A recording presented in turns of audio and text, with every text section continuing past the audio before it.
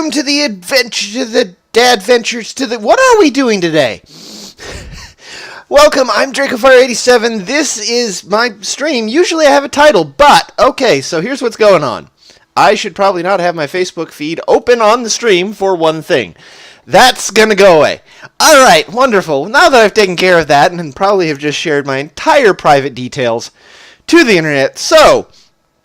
You may notice that unlike my usual thing, I don't have a game up right now.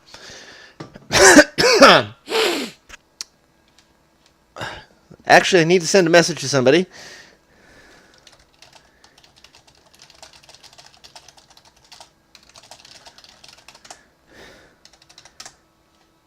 Ha ha ha.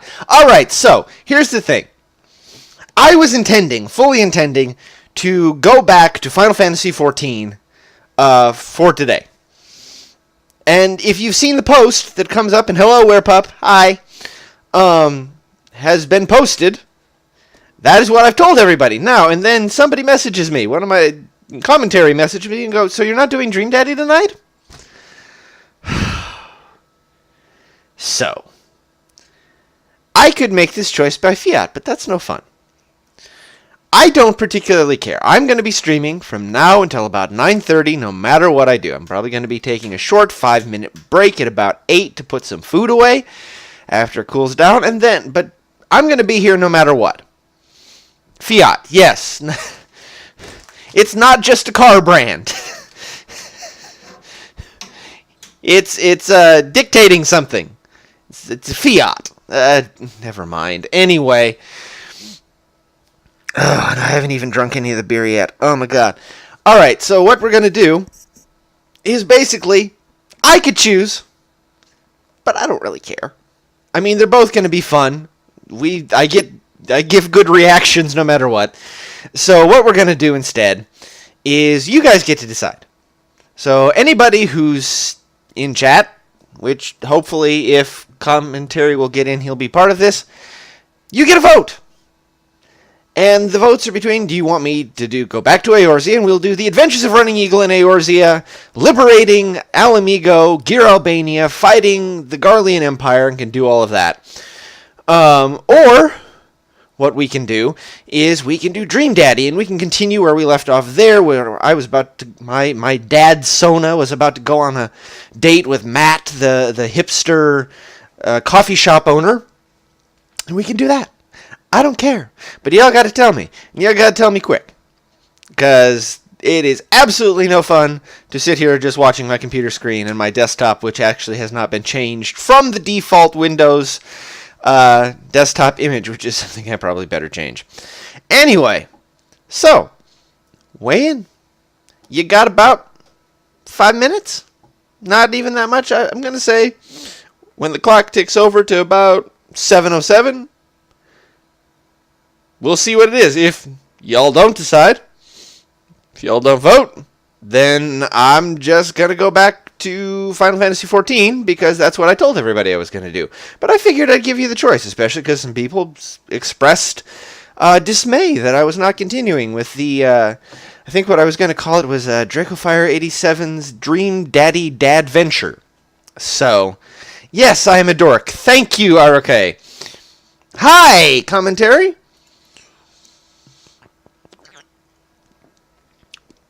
So that's one vote for Dream Daddy from Sir Fenrir.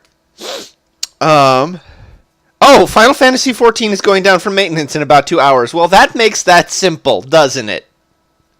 Okay, so I'm going to go through and I'm going to make some new... and I'm still not going to put that up on the screen because that's a bad idea.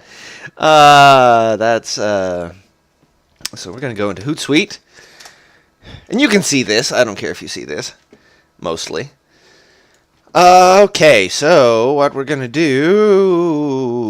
Oh, that's private messages up on screen. Probably should not do that, in fact. Alright. Why is this so complicated? Werepup, tone it down.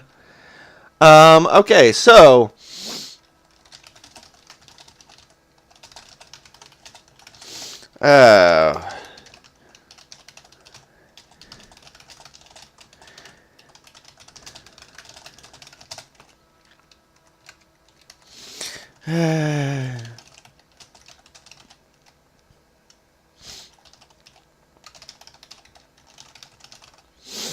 Let's see here. Gotta get that Twitter.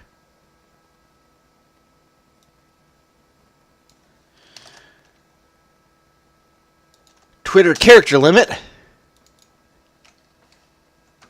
There we go.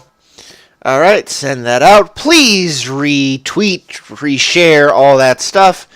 Now let's go comment on our own Facebook post. Oh. And it turns out that Final Fantasy XIV is going down for maintenance soon. So instead, we're going to have DracoFire87's Dream Daddy Dad Venture. Please don't kill me. Watch it now. All right. So, there we go. Change of plans. We got it all together. So, let's fire up Steam. Let's switch over to the appropriate OBS scene, which is that one with that up there. And let's fire up this game. I love that on this game, they give you the graphic quality options of Dad, Daddy, or Daddiest. It's the best. Alright. So, play. Oh.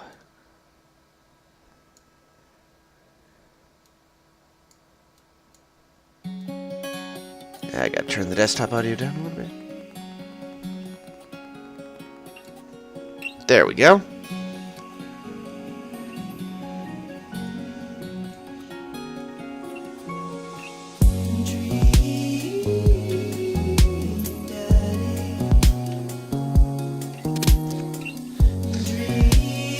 Oh, this music.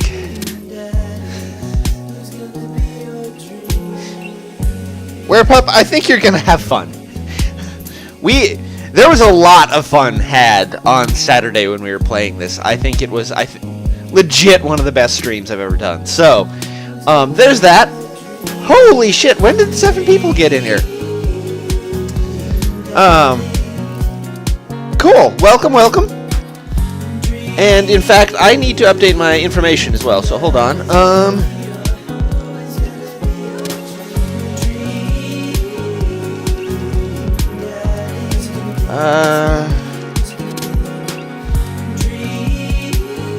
There we go, updated that.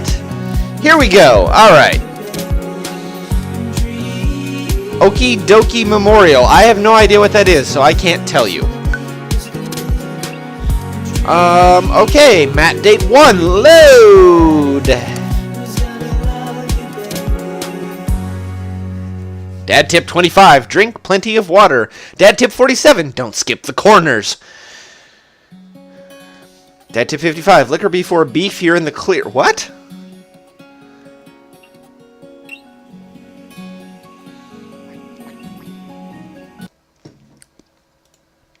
Yeah, the dad tips are something, and there we go, okay.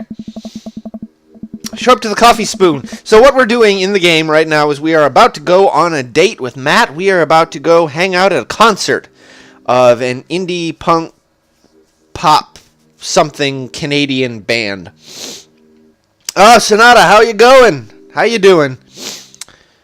Show up to the coffee spoon at 8 in what I hope is concert appropriate attire. One thing, just to think of it, before we start. I am always attempting to grow this stream. I love the stream community that I've got. I especially like on Saturday when everybody was in here. It was really great. I am 6 followers away from being eligible to be a Twitch affiliate. 6.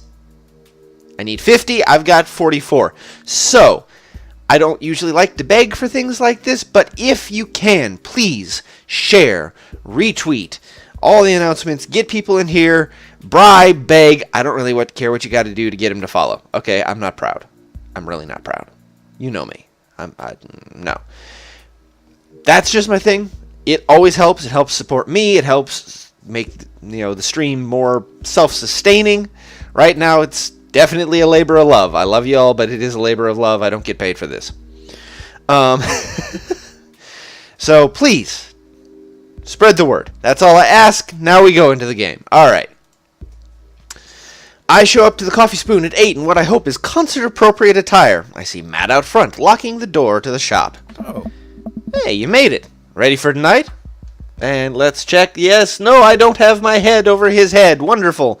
That is something that's been happening quite a fair bit. Let's see here. Well, it's been a while. It's just the truth. Yes, of course, I definitely know what I'm talking about. Absolutely not the truth. And ready? I was born ready. Well, it's been a while. Let's be honest. We want to be honest with the poor guy, right? Like, it's... According to the storyline, it's been about 18, 20 years since my character has been at a concert. Oh, man, I gotta admit, I haven't been to a real concert since Pent Rocks for cool. I have no idea what I'm in for. Hey. Did your daughter make you take her to one of those boy band concerts where everybody holds up signs and scream cries? Yes. Yes, she did. Yeah. I got 2 lined up next month. I still can't get the glitter out of my car from the last one. Ooh. Stay strong. Hey. But dude, I get to take you to your first concert in a long time? This is going to be awesome. Just hang with me, Padfoot, and you'll be good. This scene is super supportive. It'll be a blast. Quick question. Hey. Shoot. Sonata, be nice. What is scene? Matt lets out a tiny laugh. Hey, yeah. Sorry. It's just weird because scene can describe a music scene as it pertains to a community of people who like the same genre, but can also describe a genre of music no one wants to admit they were into. Matt looks off into middle distance. He says nothing, but I can tell he's thinking, never again. That's confusing. You'll get it. The important thing tonight is that you enjoy yourself. Come on, let's head to the show. After waiting a short line to get in, we finally find ourselves in a small venue with a stage at one end and a bar at the other. Most people here are closer to Amanda's age than mine. I suddenly feel very out of place. My waning youth is showing. I'm suddenly aware of my mortality. When were the good years of my life? Will Amanda still love me as we both grow older? Wait, is sea-punk really a genre? Matt, you made it! A younger kid runs up and high-fives Matt. The kid runs off and Matt turns to me, shuddering. I get nervous when people surprise high-five me. Me too. Oh. I'm like a small animal. Loud noises and large groups of people frighten me. Do you also enjoy curling up in a patch of sunlight to take a nap? Oh. That's my favorite thing to do. A couple other people notice that Matt's in the crowd and yell hey as well. Oh. Matt waves and hugs a couple of people. He seems really in his element here. Hey. Matt turns his attention back to me. I am so afraid of all these people. Oh. Let's go grab a beer. Note, for those who weren't watching Saturday, it is a capital B beer. This is a brand, apparently. Matt and I line up at the bar in the back, where a couple of the older concert goers hang out. A couple more people notice Matt and tip their drinks at him. Hey. Seems like you're a popular guy out here. Hey. Oh yeah, I go to a lot of shows. This is a really cool spot. Hey. But it's times like these where I realize I can only be charming and funny for about 5 minutes before I run out of stuff to talk about. Hey. And then I become keenly aware of where my hands are. Oh good, I'm not the only person who does that. Like, where do you put your hands? Anyway, that there's no comfortable place in your mouth for your tongue to rest. I don't do that one unless I'm really nervous. God damn it, where do I put my tongue? I can give you some suggestions. This isn't that kind of game. Yeah, sounds great. See? Well, I've known you for more than 5 minutes, and I still think you're charming and funny. Just you wait. Oh. We grab our drinks. This scene seems really friendly. I don't know why people wouldn't want to admit that they listen to it. Let's check out the merch. Hey. Matt and I walk over to it, and oh my god, these... boy. No. One booth in the corner of the room where a crusty-looking teenager guards a selection of shirts and records. He singles me out from across the room and hops up on his chair. Step on up! Get your merch here! I got t-shirts, I got tank tops, I got all the gifts and accoutrements a discerning concert-goer of considerable taste might want. You! I gestured to myself, my face flushing red.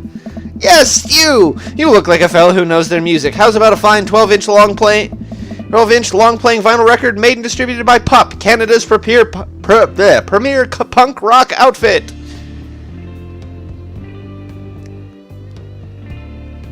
Oh, let's see here. Please stop yelling at me, which is probably what I want to say but shouldn't say. Which is probably what I would actually say, and tally-ho, good sir, which is the funny thing to say. Tally-ho, good sir. Well, see here, fine shopkeep, your enthusiastic salesmanship has aroused my interest and suspicion in equal parts. How can I, a consumer of the finer goods in life, trust your wares to be true of spirit? Oh, God. A fine question from a discerning patron. Okay, Pablo, you can give it a rest. Oh, he liked it. The teen hops off his chair and takes a seat. Your friend looked lost, so I figured I'd give him the old razzle-dazzle. How the hell are you, Matt? Hey! Day by day, my man. They do that thing where they high-five but also turn it into a hug. Hey! Your mom doing better? She's still single. If you want to be my dad, I can make that connect. And have to deal with you every single day? Fair enough. Who's your bud? Hey! What's Padfoot? Thought I'd bring out a concert, pal. Pablo leans close to Matt. Is Padfoot cool? Matt eyes me. I am back. He cracks a smile. Hey. Yeah. Pablo brings me in for a bro hug. I'd need a wash afterwards. My dude! I'm not sure what to say, but give the courtesy 2 pats on the back, as is customary in our society for people you don't know super well but still want to be friendly to. That is a thing, isn't it? Just the pat. Okay, good. Yeah, we're good. This game is very relatable. Oh. Pablo's a total card. Kid plays the hell out of a bass. Yeah, man, why don't we start in our Witch House band? Hey! You know I'm out of the game. It's a shame, you know? Vacant Veil would have slayed. Oh, God. I'll slay once you start actually making music instead of just printing a bunch of band shirts. We got the sickest logo! While Matt and Pablo talk, I check out the merch. These shirts are really nice. Hey! Looks like the opener's coming on. Let's get a spot up close. Hey!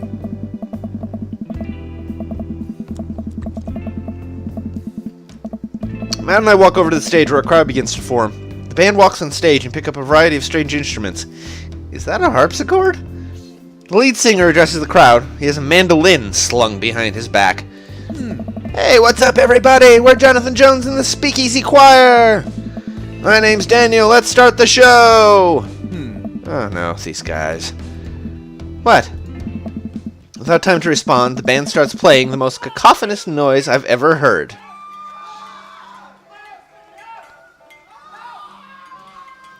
Can you hear that?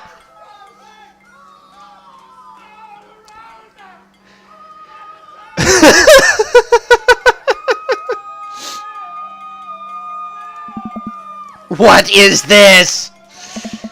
Matt doesn't say anything. He just hands me earplugs. Thanks. I put the earplugs in. Whatever the hell is assaulting my ears gets a lot quieter. For a band this bad, they sure do seem to be having fun. I guess that's what really matters. Hey. Jesus, did that cellist just break his bow in half? I don't get this.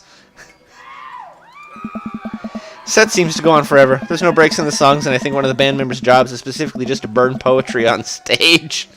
I turn to Matt and try to start a conversation. So you go to a lot of concerts out here, huh? What?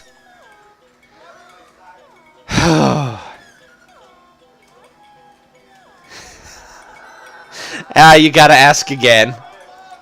So you go to a lot of concerts out here, huh? What? I'm tempted to keep this going. What do y'all think? Do we ask again or do we drop it?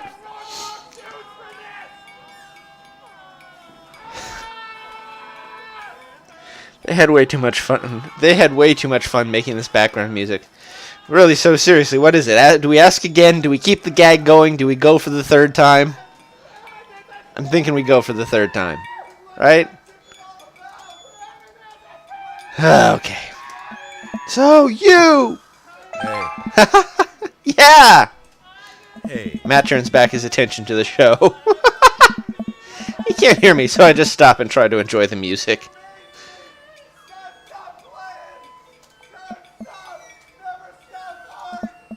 Okay, no, this is impossible. How long have they been playing this same song? 10 minutes? 20? A year?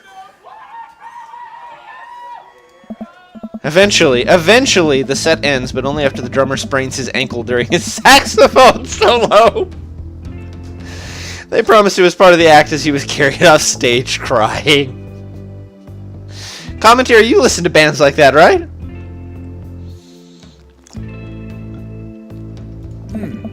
Matt and I both pull our earplugs out. Hey. Man, that was something. I promise, Pup is much better.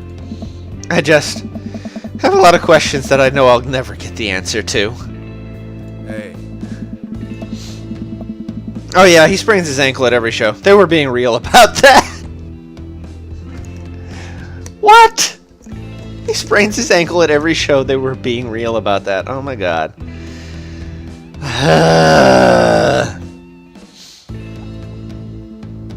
Dot.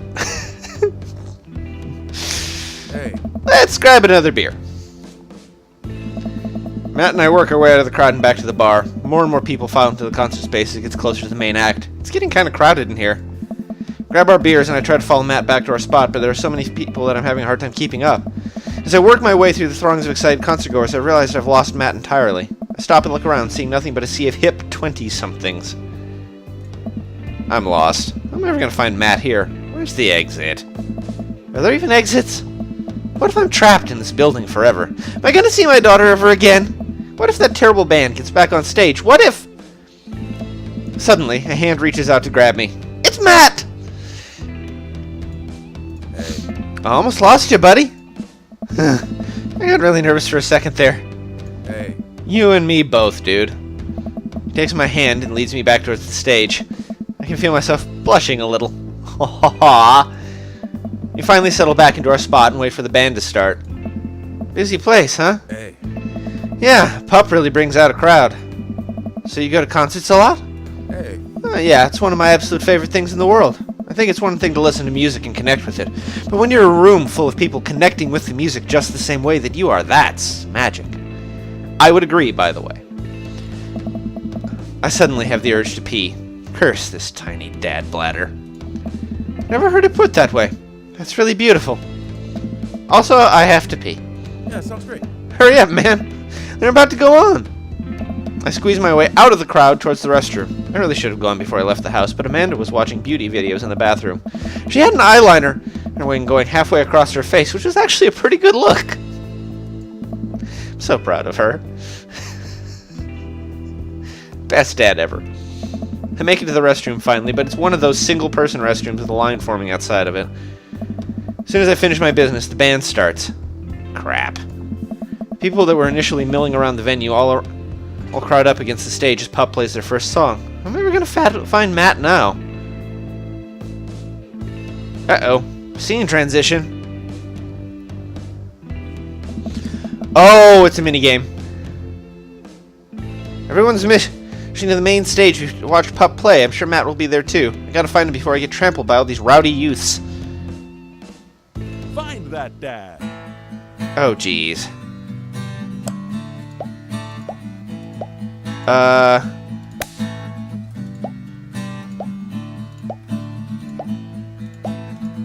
This is the part of the game where you should have been hearing a licensed tune. We worked really hard to lock it down for you. We even got permission to whitelist the song for YouTube and Twitch. But their systems are seriously broken. What a bitch.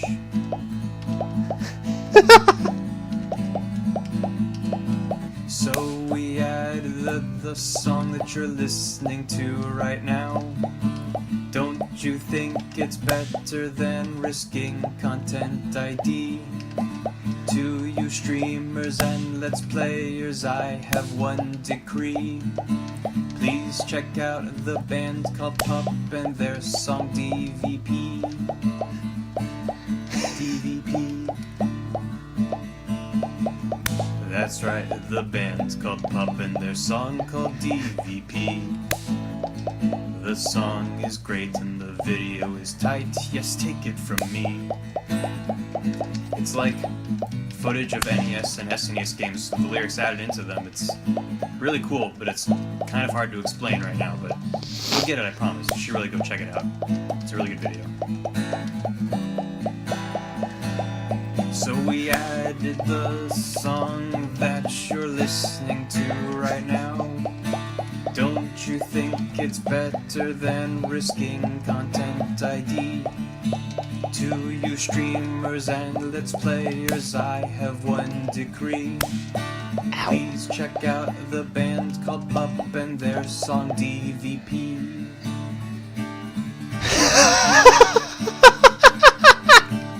What the hell? Content ID demands a serious convo. But is this the time or place to talk about it? Oh no. This is a dating sim. Am I the only one hearing this? Oh god, how did we get here? What are we doing? What a mess. Okay. It's hard to keep going with that silly song in the background. The song that you're listening to right now. Don't you think it's better than risking content ID? To you streamers and let's players, I have one. Oh jeez. Anyway, you don't hear the song they're singing right now? Nobody? That's just me? How do they do that? I could have sworn. Anyway, I was finally able to work my way through the crowd to where Matt originally was, but he's nowhere to be found. Shoot. Well, I guess I should keep look. I'm bumped into B from behind and find myself in the middle. Oh, of a bunch of youths running around in a circle to the music. Oh god, we're in the pit. I'm in the pit. How do I get out of the pit? Out of nowhere, a youth shoulders himself into me and keeps moving in a circle. Hey! I guess I'm moving in a circle now. I frantically search for a way out, but all I can see is an ocean of youths rhythmically slamming into each other. Another youth slams into me and I lose my balance. I'm about to topple over. This is it. This is how I die. Trampled into the boots of counterculture. Someone grabs my hand. Someone familiar. I look up and I see Matt. He pulls me back up onto my feet. You're wild, dude. Oh my god, I got the eggplants. Oh no. Matt throws his arm around me and we jump back into the circle, bashing into youths left and right as Pup plays a killer solo. I didn't know you messed with the pit. Hey. Me neither. I can't believe this. I'm having fun. I'm a little mad that I didn't stretch before physical activity, but I'm having fun. Song ends and the pit finally dissipates. Everybody cheers on Pup. Maybe I only got enough pit energy for one song. Alright, man, let's retreat. We'll show these kids how it's done another day. Hey. We work our way back to a more comfortable spot in the crowd and enjoy the rest of the show from a safe distance. Pup put on an amazing set and basically had to beg themselves off stage after their encore. With the concert over, the crowd starts making their way to the exit. Yeah, sounds great. Hey, I'll meet you outside. Gotta say bye to a couple people. Pup Hunter! Ooh! Oh god, did I just do that? Okay, I just did that. Anyway, we're gonna go right past that. Welcome, welcome! Good to see ya.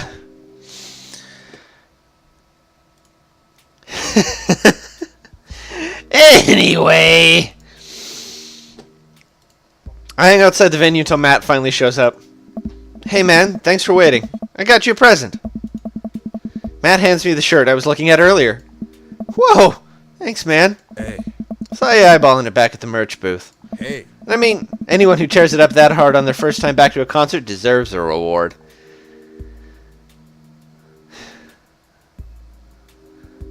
I've never taken this off. I will continually wear it until it is tattered and a little smelly so that I can truly embody punk fashion. Hey, Matt. Hey. Hey, it's Pup. That would probably be the actual band. Didn't realize you were still here. Oh. I'm glad I could make it. You guys put on a great show. Thanks. Hey. I'll see you around. ... Wait, you know Pup? Hey. Oh, yeah, I met him a couple times when they first started touring. Good kids. Whoa. Oh. Come on, let's grab some diner food. I suddenly realized just how hungry I am. Man, mosh pits take a lot out of you. How are you, Hunter? Hope you enjoy the stream. Was intending to do Final Fantasy XIV, but this happened. So, we're gonna have fun with this. Matt and I walk into a tiny little diner with a cute neon sign. We tear into some bacon and eggs in a corner booth. Hey. So there I am in the pit, trying to explain to the face tattoo guy that I didn't mean to elbow him in the face tattoo, but he's already seeing red. Not from the tattoo, which coincidentally was red. He's lumbering towards me and there's nowhere to go. Hey. It's the end for me, right? Then out of nowhere I get this idea. I just lean back and spread my arms. And just like that, I'm crowd surfing away from him in slow motion. You should have seen the look on his face. Hey. Bought him a beer afterwards and we were cool. Still follow each other on social media. He's got beautiful kids. Glad you guys worked it out. Hey. Yeah, man, just goes to show you the punk's not dead. It just drives a minivan and has to hire a babysitter. So how did you get to see all these amazing concerts? Hey. Oh, I used to tour in a band. We were small, but it got us to travel all around the States. Whoa! Oh. Yeah, I mean, we were poor. We had to scrape a lot together just to survive, but I wouldn't trade those experiences for anything. Hey. But yeah, that's how I knew a bunch of those people at the show. Music like this builds an amazing community, especially in a town like this. Just a lot of positive energy and good vibes. I got that feeling. Plenty of friendly people, especially that Pablo kid. Hey. Oh man, everybody loves Pablo. His mom's been raising him on her own. You can tell it's been tough on both of them. He only looks up to me, so I try to help him out whenever I can. That's really nice of you. Hey. Thanks. Us single parents just really have to look out for each other. That's Carmencita, his daughter. She says she wants to learn the drums. Oh boy. It'll be loud. I'll need to take a lot of aspirin, but I'll manage. Can't really blame her. I'm suddenly very grateful that all of my daughter's hobbies are super quiet. Photography, collaging, whatever it is that she does on the internet. Thanks, Amanda. That would be my character's daughter.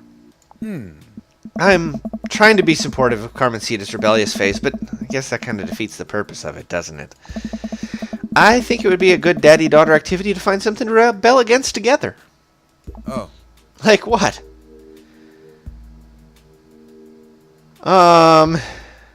Oh, I'm gonna knock big budget remakes of foreign films because he loves foreign films, right? That's one of his things, and so, what do you think? Is that the choice to go? Because consumerism, everybody knocks consumerism, and fashion can be counterculture, but big budget remakes of foreign films, no, those never go well, ever.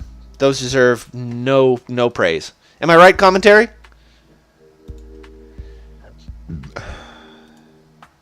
Yeah, I'm thinking so. I'm just gonna drink my beer.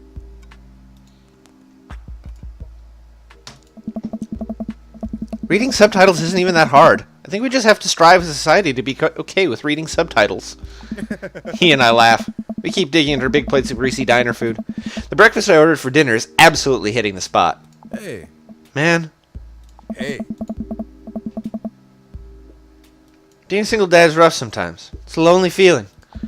I understand that all too well. I mean, at least we have the rest of the dads to talk to. Oh. Yeah, I don't know. I get really nervous sometimes talking to people. Matt gets nervous talking to people, but he's so cool. Me too. I've never really considered myself an extrovert, never really considered myself an introvert. I'm just uncomfortable in every situation always. Ha! You're fine. You're actually really easy to talk to, you know that? I smile. Matt and I spend the rest of the night trading daughter stories. Turns out our kids are a lot alike.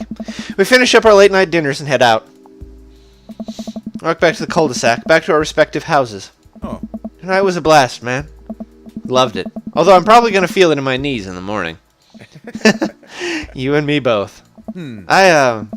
don't usually like going to these things alone. It was really cool to have you there with me. I'm glad. Hey, Alright, I'm calling it quits for the night. Stay cool, man. He called me cool.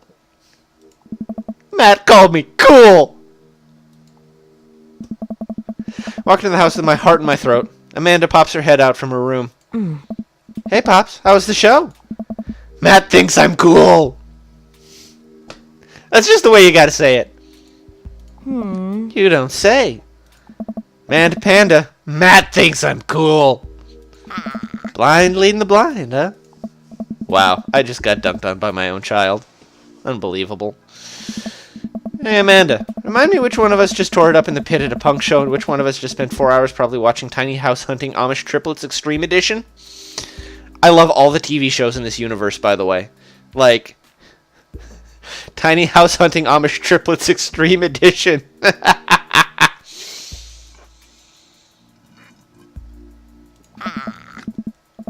First of all, how dare you? That show is a classic.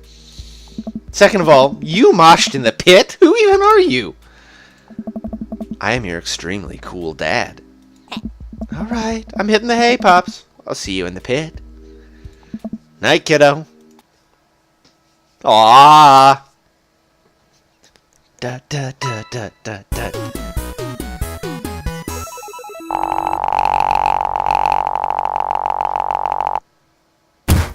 that was a hell of a date.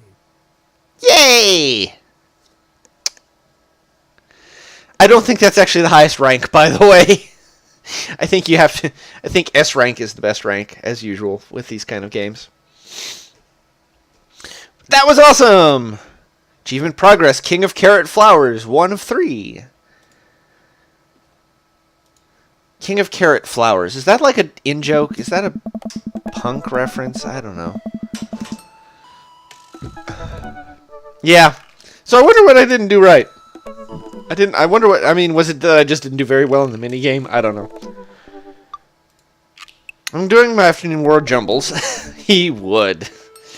I hear the mail truck pull through the cul-de-sac. I wonder if we got any coupons today. Oh, you are so boring. The nice mail person slides a couple of letters in a large yellow envelope through the slot. It takes a couple of tries for them to get it in. Hey, my coupons. Take a closer look at the large yellow envelope. They knock on Amanda's door. She probably has headphones on. Amanda! She yells through the door. What? I have something for you. I'm kind of busy right now. Can you come back later? Okay, just thought you'd want this big old envelope we got from HIA. Hey. Immediately, Amanda pushes her door open. Horn Institute for the Arts? I mean, if you're busy, I can come back. Father, please. I love Amanda so much. I hand her the envelope, which she tears open with her teeth. That's probably bad for your teeth.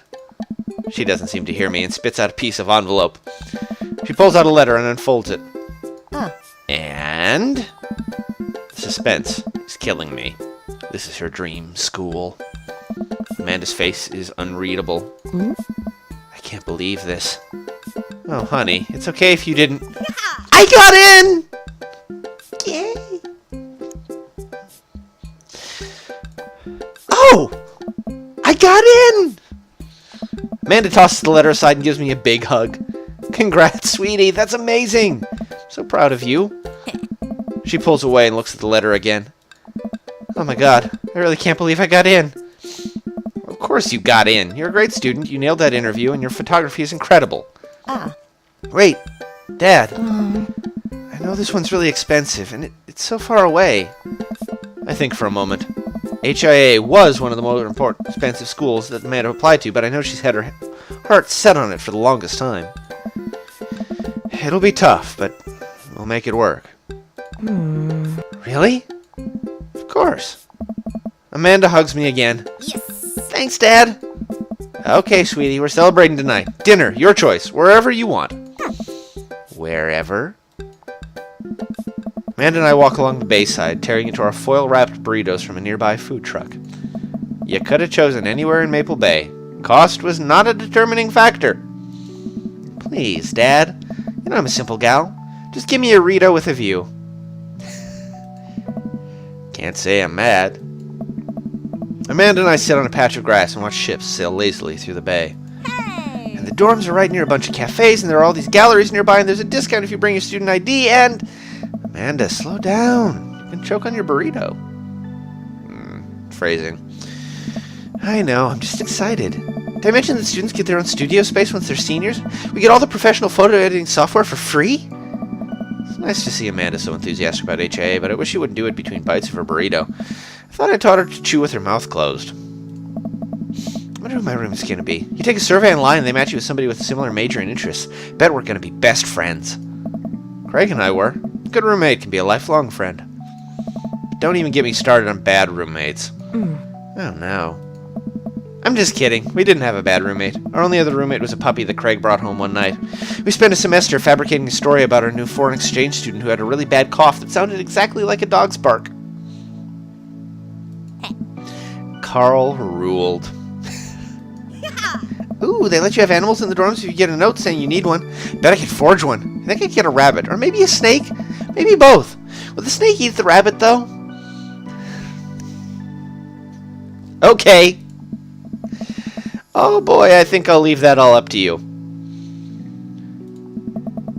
She's so excited. I don't want to disappoint her, but I need to be real for a second. So, you know I had that talk with Mr. Vega. He didn't tell you about the dumpster fire, did he?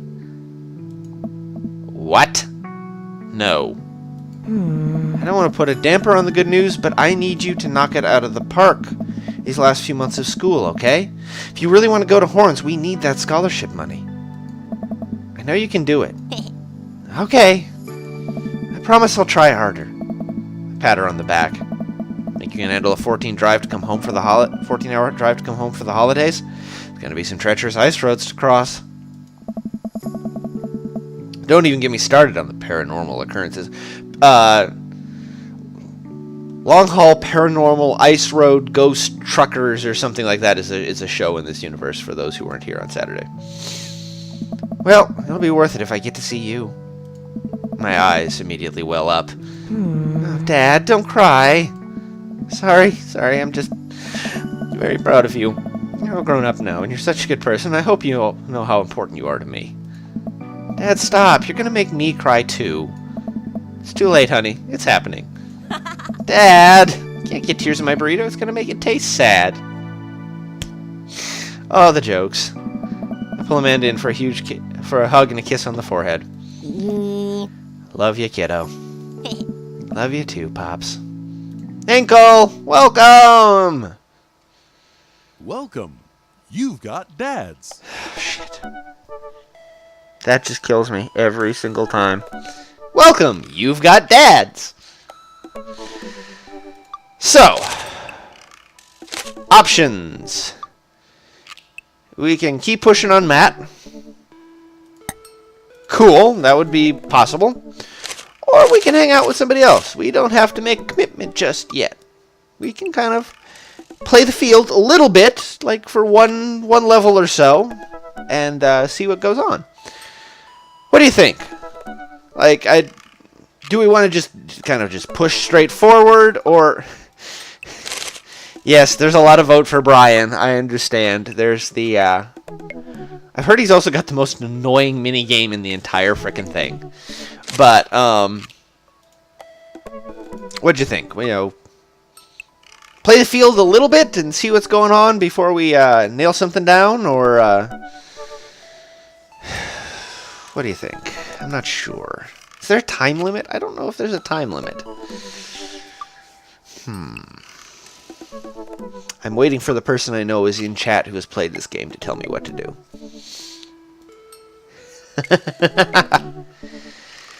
Oh.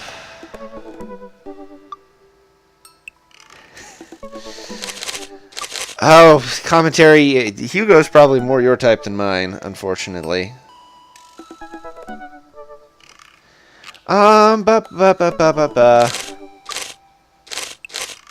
It's gonna be Brian or Damien. Brian or Damien.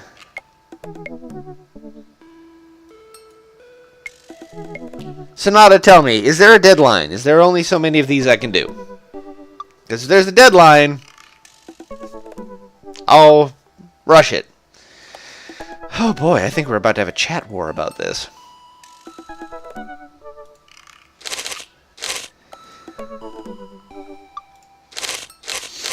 By popular acclaim, well, and my own thirst, we'll go on a date with Brian. How about that?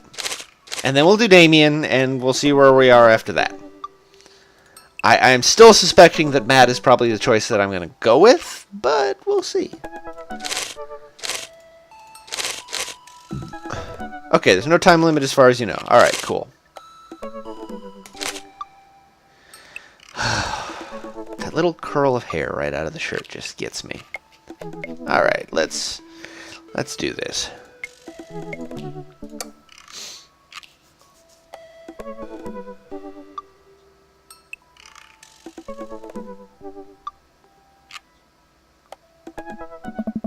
Man, I don't know how I feel about hanging out with Brian more, but it seems like Daisy and Amanda got along really well.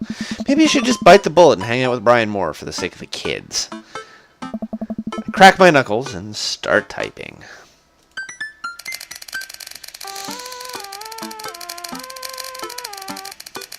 I'm going to wait for that to all type out. Thank you. Hey, Brian, great grabbing burgers with you at the cookout yesterday. We should get the kids together and hang out soon. Wait a couple of minutes until a ding comes from my computer and a message pops up on screen. It's Brian! Let's see what he has to say.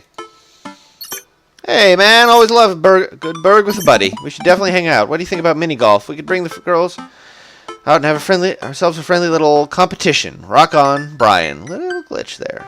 He signed his name. That's cute. Friendly competition? This is perfect. I know Amanda and I will crush Brian in mini golf. I've been taking her to mini golf courses since she was a little kid, and I'm proud to say that she's almost better at it than I am. Yeah, this is the worst mini game in the entire thing, from what I've heard. ... Almost. I type back. That sounds great, man.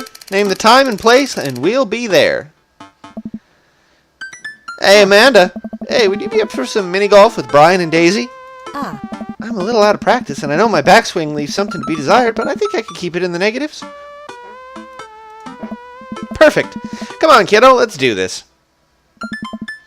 You ready for this? Yes. Arr, matey, I'm ready as I'll ever be. Why are you talking like that? Because this mini golf course is pirate-themed? I just now realized that we are indeed standing on top of a giant pirate ship in the middle of a putt-putt course. Oh. Alright. Come on, Pirate Dad, won't you talk like a pirate with me? Arr! Ahoy! Scurvy? I adore my daughter. I adore my virtual daughter. She is sweet and wonderful, and I will love her forever. I don't see pirates, only angles. There's no time for jokes or a vast ye. Oh, of course, we gotta play along. Avast ye! I'll make Brian and Daisy walk the plank with my superior golfing abilities. I mean, doubloon? Come on, Dad. You told me this is just going to be some friendly competition. Friendly competition is dad code for actual competition. Need to prepare my mind, body, and soul to defeat Brian on the field of glorious battle. It's just mini-golf. Just mini-golf? It's so much more than that. Kneel down and place a hand on Amanda's shoulder. I just want you to know that there's no pressure. It's not a big deal. Don't worry about it too much. But we have to beat Brian at mini-golf. Whatever happened to just having fun? Oh, we will have fun. When we beat them. Amanda gives me a side-eye, but before I can side-eye her back, I spot Brian and Daisy. Ahoy there, mateys! Oh, God. Ahoy! Brian walks up with Daisy in tow. It looks like they already rented us some golf clubs for a mini-golf excursion. Total power move. Why didn't I think of that? Hey. Right, first mate. I hear there's buried treasure in these waters. You gonna help me plunder it? Oh. Amanda, I don't think this is a real pirate ship. I think it's just to play putt-putt on. Someone's a little literal, I think. Aww. Amanda gives Daisy a look. I mean, aye, Captain? Daisy winks at Amanda. Ah, look at those two. They're two peas in a pod. So you get excited to get some mini golf in? Oh, you know it. ... You a gambling man.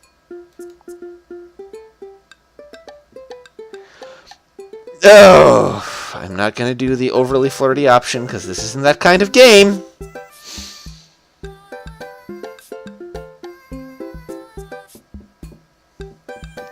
I really want to say, do I get you if I win? I don't think that's the right answer. I don't think that's the right answer at all. It's just a really funny answer. Oh. Not in front of the kids. I wouldn't do that. You can't use that line in front of the kids. That's the thing. But yes, I get it. I see that guy. I do.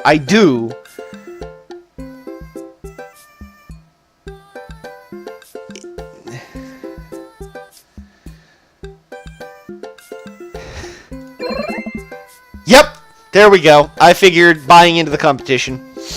Oh my god, the eggplants. That will never not be funny. Oh my god. And embarrassing and funny.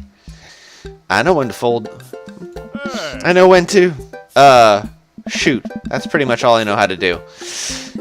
How about the loser buys drinks tonight? Fenrir, though, seriously, Fen, don't help me.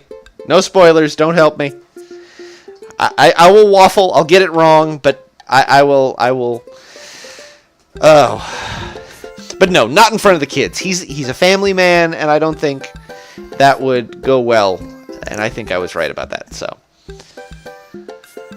The eggplant, it's like, oh my god, that is so innuendo. Anyway, how about the loser buys drinks tonight? All right. And how about we make it a bit more interesting? I'm listening. The loser has to mow the winner's lawn this weekend. Well, my yard's pretty big. Are you prepared to take that on? Oh, I want to mow all of your yard. Oh, not that. Where was I? Right. Oh, yes. I think you should be a little more concerned with how you're going to maneuver around my hedges. It's highly technical work, not for the faint of heart. I don't think I'll need to worry about that. I'm very good at mini golf, you know. Oh, yeah? Hole in one every time. What I just said is not a true thing, but it already came out of my mouth, so I have to stand by it. I'm looking forward to seeing that happen. Brian and I eye each other up and down. May the best dad win.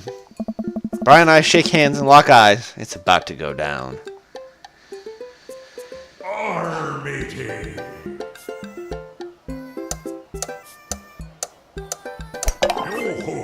Yep, this one's gonna suck.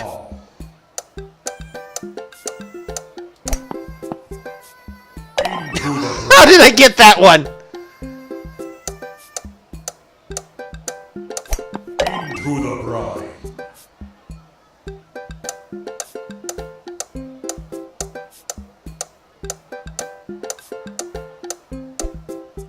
Oh shit. There's a time limit. Sink no putts.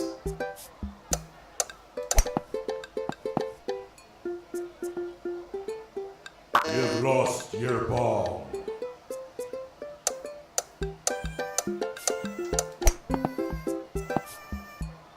I'm not very good at this, am I? Lost your ball. Oh, I'm really bad at this. You've lost your ball.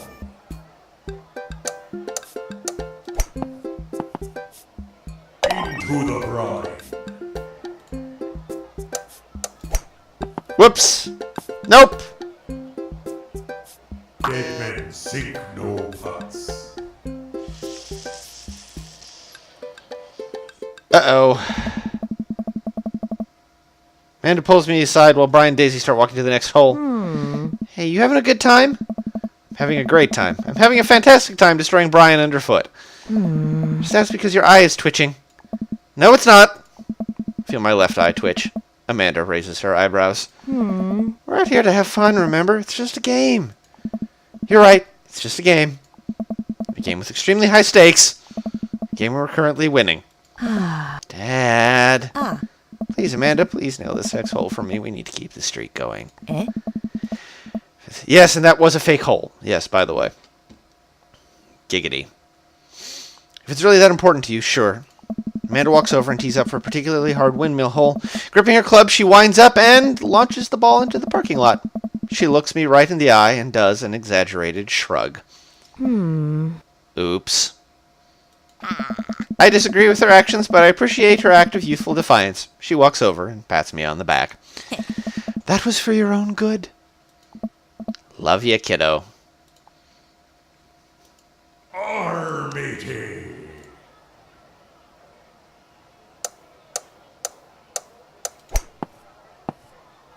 I am really bad at this. You've lost your ball. I am super bad at this. You've lost your ball. Into the brine. Oh, Jesus. Into the brine. Yo ho ho in a hole full of ball.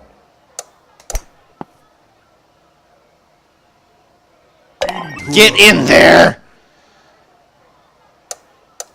Into the brine. Oh, for fucky-doo's sake. Into the brine.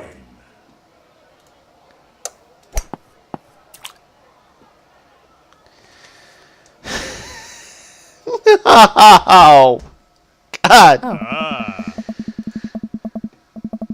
I try to maintain an air of professionalism because there are children present, but confetti cannons are going off in my brain, and someone is placing a wreath around inner me with the words "Best Dad" emblazoned on it. Man, that was some good shooting there, Padfoot. And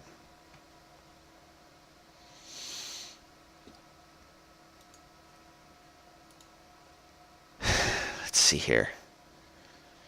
I've bested you on the field of battle is probably a little aggressive. Mini golf is beneath me as just being a jerk.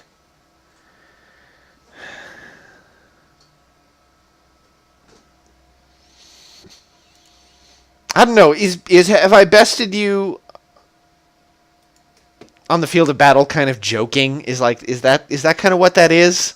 Because if that's joking, then yeah, I'll go for it. Oh, what the fuck? I got the eggplants! And it felt good, Brian. It felt real good.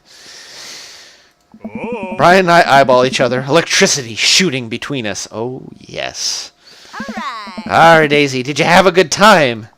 Yo ho ho, I did. We haven't even found the buried treasure yet. I think we would need to apply for a permit to dig around here. I can take Daisy home so we can get the paperwork started for digging. You two go enjoy your night. Oh, yes. Sounds like a plan. Padfoot, you cool with that? Sure, just don't get yourselves into too much trouble. I can do. Make sure we get into a perfectly reasonable amount of trouble. Yeah, Daisy is, like, totally adorable. I mean, she's like, yeah, well, Amanda ships everything, I think. Daisy and Amanda skip away, yelling about buried treasure. Bless that kid's tiny, rebellious heart. Well, I guess we should hit the bar now. There's actually a tiki bar attached to this place. How about that? That sounds like a plan. What is this clip I have been sent?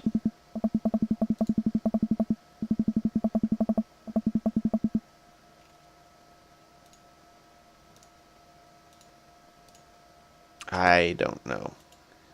Oh, God. Oh, jeez. Feel free to share that. I have no shame about celebrating my eggplants. I don't. I don't. Okay, I do, but anyway. I don't... Part of the reason I don't necessarily want to go through his quest line is not because he's not adorably hot, but because I don't want to do that minigame again. Yeah, share the clip, go on. Brian and I walk into the Freaky Tiki, a kitschy island-themed bar. Palm trees adorn the walls, and several fake parrots are strewn about. Ukulele music plays softly in the background. Brian and I approach the bamboo bar.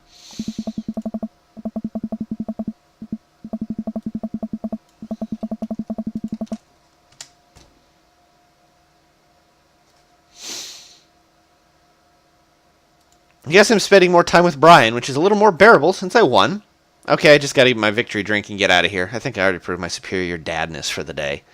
Hey. 2 pineapples of hospitality, please. Bartender whips us 2 rum drinks inside of hollowed out pineapples.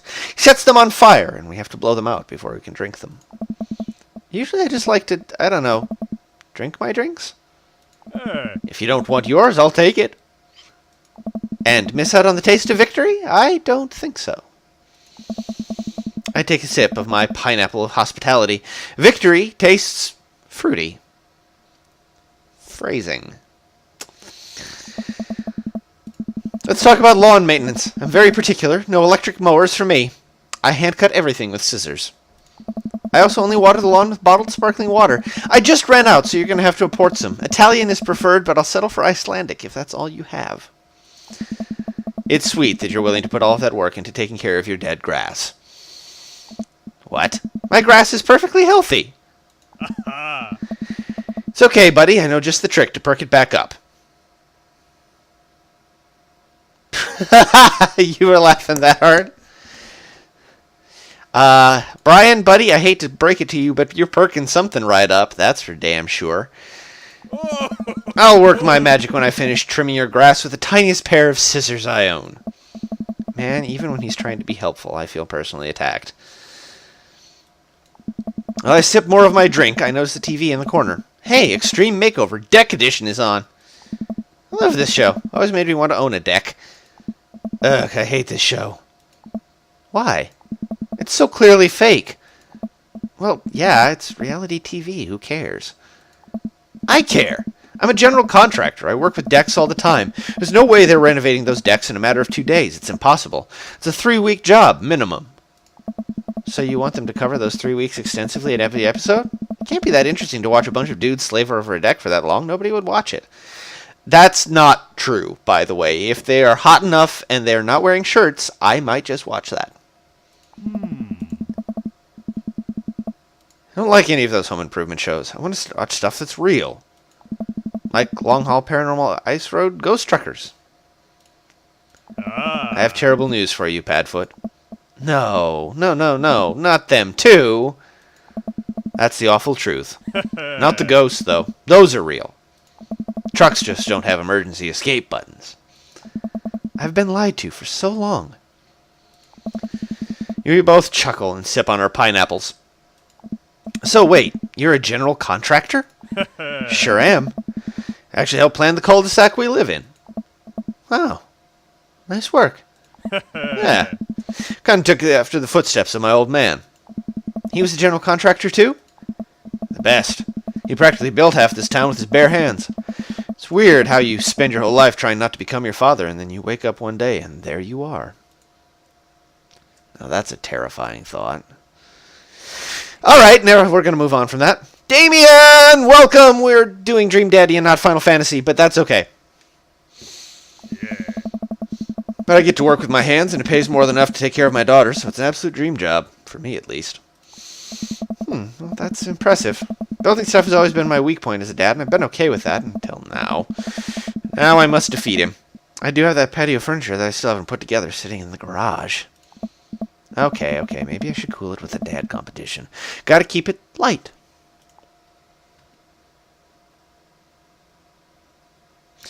Tell one of my classic jokes. Stare him down. That's being an asshole. He cares about his daughter. I should ask about her. Eggplant! So, Daisy seems pretty smart for her age. Yeah, she's a genius. He definitely doesn't get her from her old man, though. It's actually a little embarrassing. She beats me at Scrabble constantly. To be fair, Scrabble is really hard. I can barely make good words when I have the whole alphabet in front of me, let alone 7 letters. Brian laughs. See, we can keep things friendly here. This is perfectly pleasant. I could do this all night. Because I feel in a need to impress Brian and prove that I'm better than him, obviously. This is getting kind of like... I kind of don't like who this makes my dad Sona. Like, he's super competitive. And I'm not. Like, I don't worry about stuff like that so much anymore. I used to. That's the only reason, obviously. I think. Let's keep it moving. Oh, I want to compliment the beard. Oh, I really want to compliment the beard. Oh, complain about kids these... I mean, we both love our daughters. Why would we complain about kids these days? Compliment the beard. Oh, God, it is a beautiful, magnificent beard. I want to run my hands through it. But the dog is probably safer. Yeah, I'm going to avoid on the somewhat over-competitive first, not really date with our daughters, saying that I want to run my hand through his beard. Eggplant! So, you have a dog? Sure do. I can't quite remember what he looks like. I do! Oh, he's a little corgi. Always has a handkerchief around his neck. Yeah, I'm not getting it. I think I might need a visual reminder to jog my memory. If you, happen to have any pictures of said dog, maybe on your phone?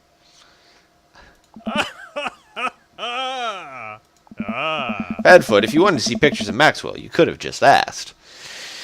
No, I want to take your shirt off, but I'm not going to get that tonight. Anyway. Show me the goods, then. Oh, my God, that phrasing. Anyway, yes, show me the goods. That's great. Please, God, show me the goods.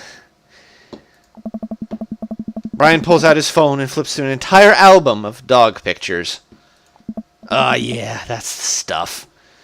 Okay, why do I feel like this is going somewhere else? What a good boy.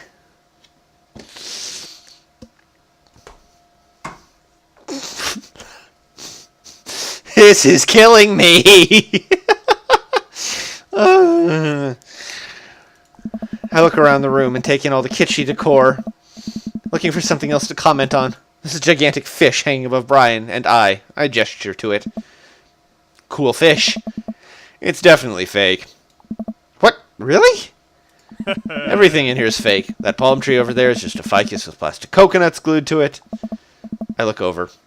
He's right. But I almost caught something like that fish once. Mine was bigger, though. Of course it was. Oh, really? Yep. I went on a trip to Hawaii maybe a decade ago. We were out on the sea for 3 days catching fish, drinking beer. You know, guy stuff. We had a hot plate on the boat so we could sear the fish right after we caught it. Throw a bit of salt and lemon on there. Oh, man. Some of the best food I've ever had. That actually sounds super amazing. Yeah, maybe you take your shirt off. Well, it was the last day. Everyone had gone to bed already, but it was just out there watching the stars. Had my line out, too. Then all of a sudden, it just starts running. So I jump on the reel before it gets ripped out of the rod rack and start fighting with the damn thing. I'm out there for maybe an hour. Can't call out to my shipmates. It's just man against nature. Finally, I'm starting to tucker the guy out. I get him up to the surface and finally get a sight of it. Biggest marlin I've ever seen. Hemingway-esque. I get it onto the boat, single-handedly. You know what happens next? What happens next? Damn thing smacks me in the face with its tail, knocks me out. Wake up the next morning on the deck, fish gone. Never felt dumber. So it got away? I think there's another version of me that would have spent the rest of my life trying to catch that fish Captain Ahab style. I'm sure Daisy would be supportive. Oh man, fishing's the life. Haven't gone enough lately. You go fishing? Actually, I have a confession to make. Wait, what am I doing? Why am I having this inexplicable urge to be vulnerable with him? Can't tell him that I'm terrible at fishing! I lean in close. Oh, shit. Be vulnerable with the adorable, hands-on, chubby, bearded man! Damn! I'm amazing at fishing. I'm simply the best out there. Oh. Okay, since you're such a pro, I'm taking you fishing. You want to go fishing? Wait, don't answer that. Yes, you do. We're going fishing. Oh. No. Oh. I don't know. Come on. It'll be a blast. I know the perfect little fishing spot. I'll bring some beers. We can just sit back, relax, and reel in some trout. Bring the kids with us. Come on. You know you want to. I sigh. I've been cornered. By myself. I cornered myself. Thank you very much. Yeah, okay. Brian gives me an exuberant high five. Ah. Yes, maybe we'll see who can catch the most fish so I can get you mowing my lawn. You can try to beat me, but they don't call me Padfoot good at catching fish Sagan for nothing. They don't at all call me that, but we're not going to say that. Don't tell me nothing! No spoilers! I'll get to take his shirt off or not in my own time. Spinning away the web of lies that I fear will one day consume me. Hey. Sounds like it'll be a scrap. Brian and I finish our drinks and head outside. Till next time.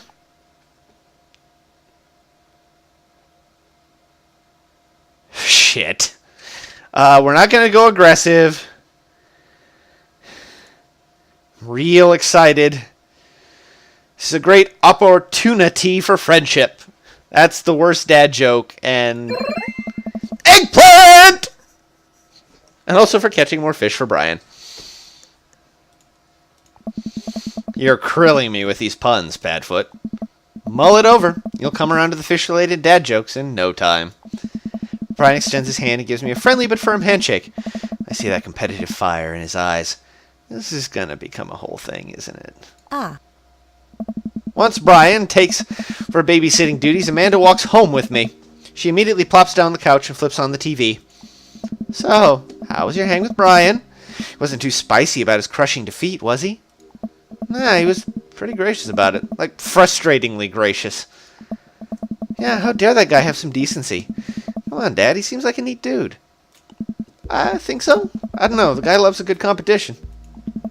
But then again, apparently, so do I. What did you and Daisy end up doing?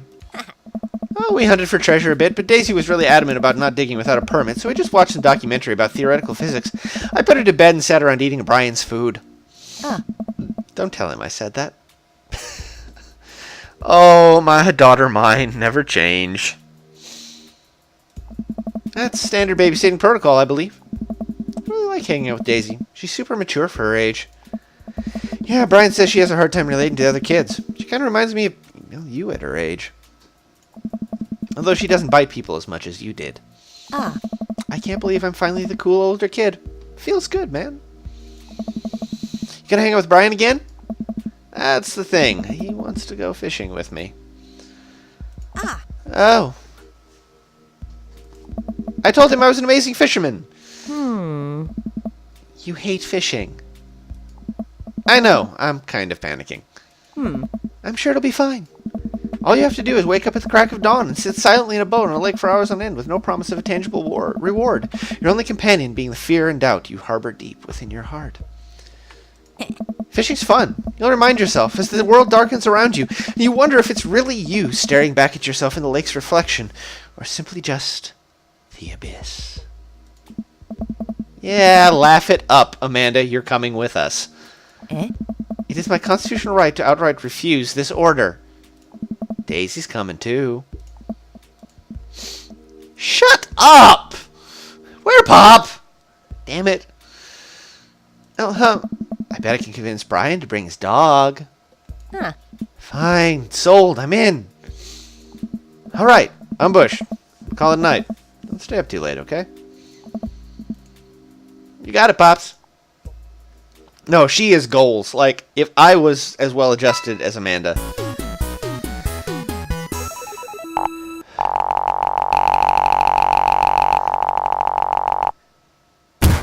You know what? Let me mow your lawn this weekend.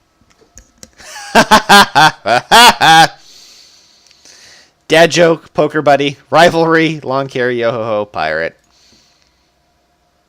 Welcome.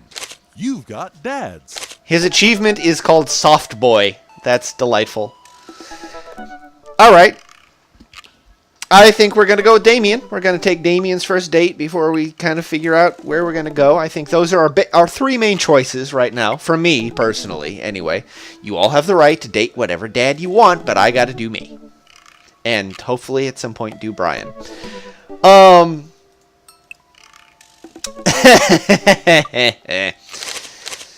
So, Damien, let's go. Damien Blood March. Gotta love the man's aesthetic. So I want to see it something.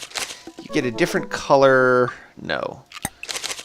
Those are just... Oh, actually you do. A is the red... is just a pink heart. Oh no, the shading just moves across. That's just an animator. Never mind, that's not special. Alright, cool. Damien, you're going to hear that a lot. In fact, in this next probably half hour. As we go out with Damien. But not you. Because, well, you're not quite this goth. At all.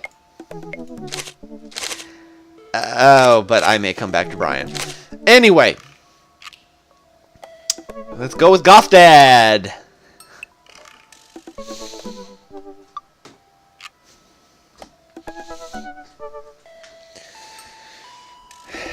Dad Tip 86. Always try your best at everything. Damien seemed really interesting. A little odd, but interesting. I think I should hang out with him to get him to know him better. I navigate to Damien's dad book page and type out a message. Hey dude, you seem cool. We should hang out sometime. Sit there for a minute before I see that Damien's typing. But then he keeps typing. And typing. Man, is this guy writing a novel? I leave the computer on to make some coffee. ... And he's still typing. I sip my coffee and the computer finally dings. I am going to be reading a small novel, aren't I? Padfoot. I must confess excitement to be receiving your kind letter, for as you see, I do find myself available to enjoy your company. I must ask for your forgiveness, however, as I believe our first meeting did not paint me in a gentlemanly manner as I would have liked. Oh, whoa, there's more. Hold on, gotta answer a message.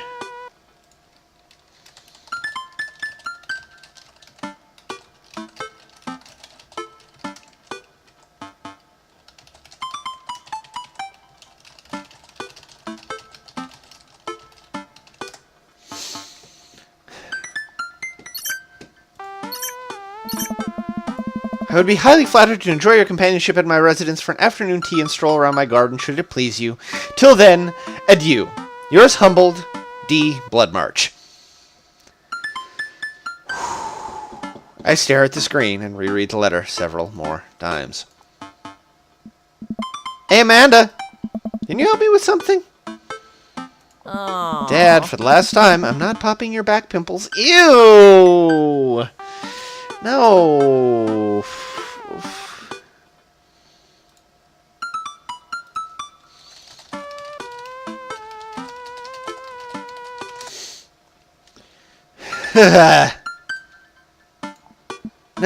No. Can you interpret this for me? Huh. I turn the computer to Amanda and she squints at Damien's message. I just don't understand NetSpeak. Like, is this how you kids communicate with each other now?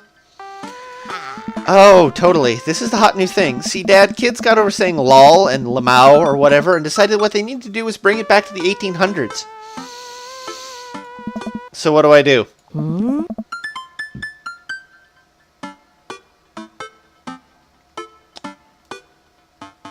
You might want her... Hinkle, what are you saying? Where's your pen and quill?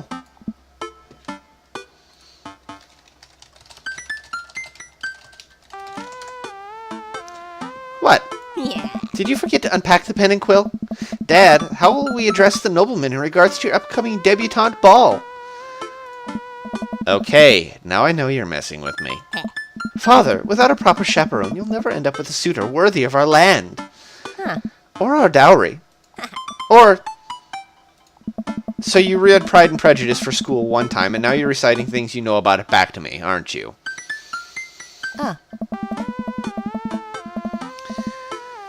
God damn it, Hinkle! No! Ew! Ew, ew, ew! I can do it myself. Like the first 5 pages, then I read a review of the movie. Still got a B, though. Great. So, what do I say to Damien? I got this. At least I'm not like doing Craig's route where I would feel horribly inadequate all the time. Have you seen his shirtless picture? Ripped. It's like... Amanda reaches over, and Hinkle, yes, they do. That's why I keep you around. And, well, that's also why I keep Werepup around, and Sonata around, and Segfault around, and... Maybe I should cut back. I don't know. Anyway. Hold on.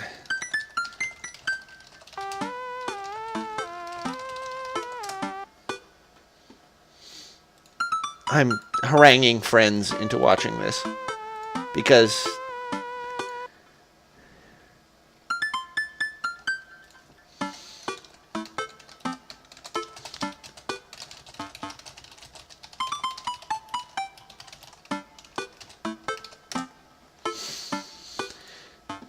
Anyway, I didn't say it was a bad thing, Hinkle. I didn't. Amanda reaches over me and types on the keyboard. Sure thing, dude. Regards, Padfoot. Right. Amanda hit send and smiles at me. Fenrir, have a good night. Hate to do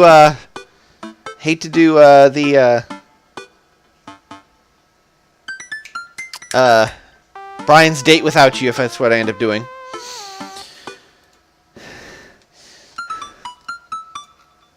Hinkle, I just added something. That's all. I just commented. Anyway, Amanda hits send and smiles at me.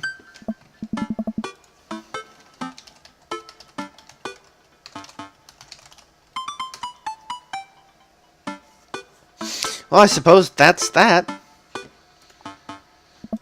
I make the short walk over to Damien's house. Well, I guess you can't really call it a house. It's more of a manor, an estate.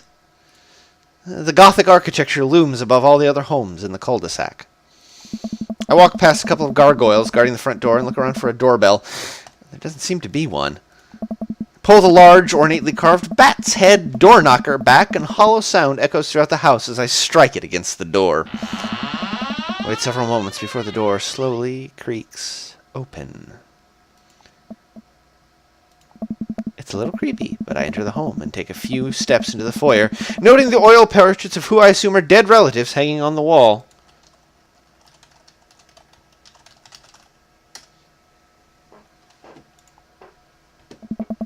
Travish! Welcome! As I'm admiring them, the front door slams shut behind me. Hello? Let's see. Let's examine the room first before we continue. We've got dead ancestors, dead, hopefully not an ancestor, tasteful roses, dead things, and tea cakes, and petite fours. This game is, I want to say it's 20? It's roughly 20.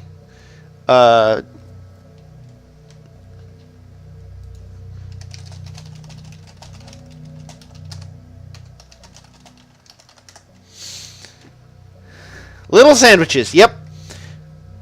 Hello? Silence. An oil lamp in the corner flickers dimly, casting ominous shadows against the wall. Why do I feel like all the people in the paintings are staring straight at me? Why is it so cold in here? Where's Damien?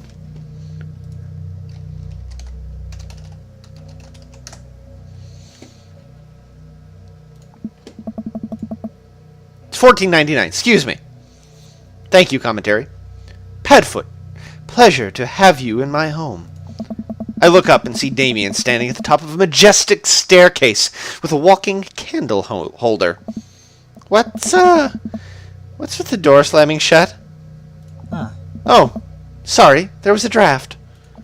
And the door creaking open when I knocked? Oh.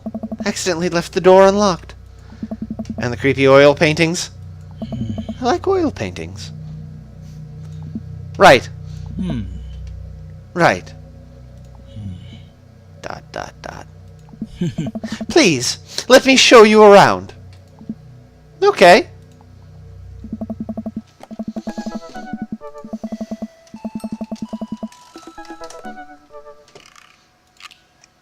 Damien leads me around his house, showcasing his parlor, sitting room, auxiliary sitting room, and the parlor again for some reason. This is one of the older homes on the block, yes, but nowhere near as old as the architecture might suggest. Through extensive renovations, I've been able to craft a residence that is both historically accurate to the Victorian period and equipped with the amenities of any modern dwelling.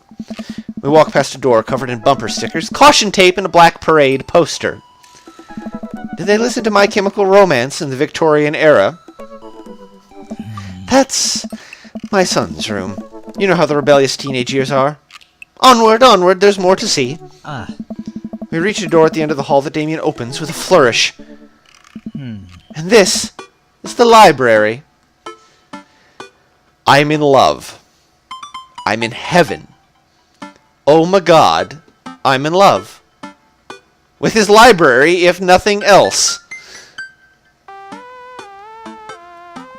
Sunlight streams in from floor-to-ceiling arched windows. The walls are lined with packed bookshelves, and even more books are scattered over the period-appropriate furniture. Damien is clearly very proud of this room. Let's pick up a book. We always pick up a book to start. You know, Padfoot, in the Victorian era, there was some controversy surrounding reading. Many people thought the more tawdry novels would encourage youths into a life of crime, would cause too much of a distraction from work and school. I pull out a book at random and examine the worn cover.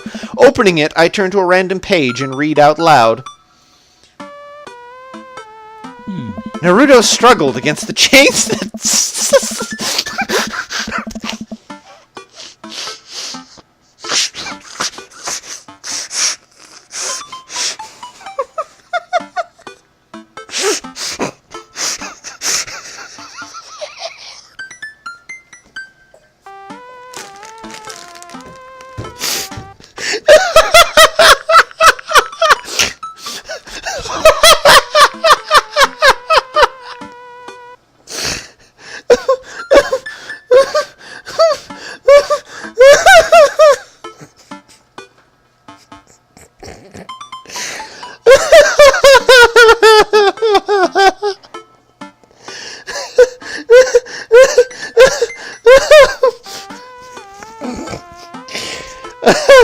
Naruto struggled out of the chains that Sasuke had bound him with. Shirtless and out of... I can't do a sexy voice right now. I'm laughing too hard.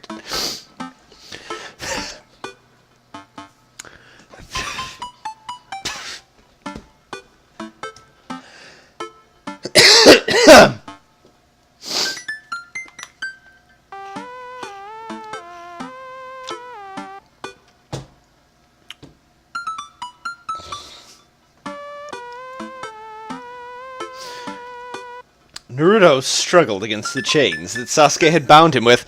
Shirtless and out of breath, he looked up at Sasuke. Sasuke smirked, unbuttoning his ninja pants. I can't do it. I can't do it. I can't do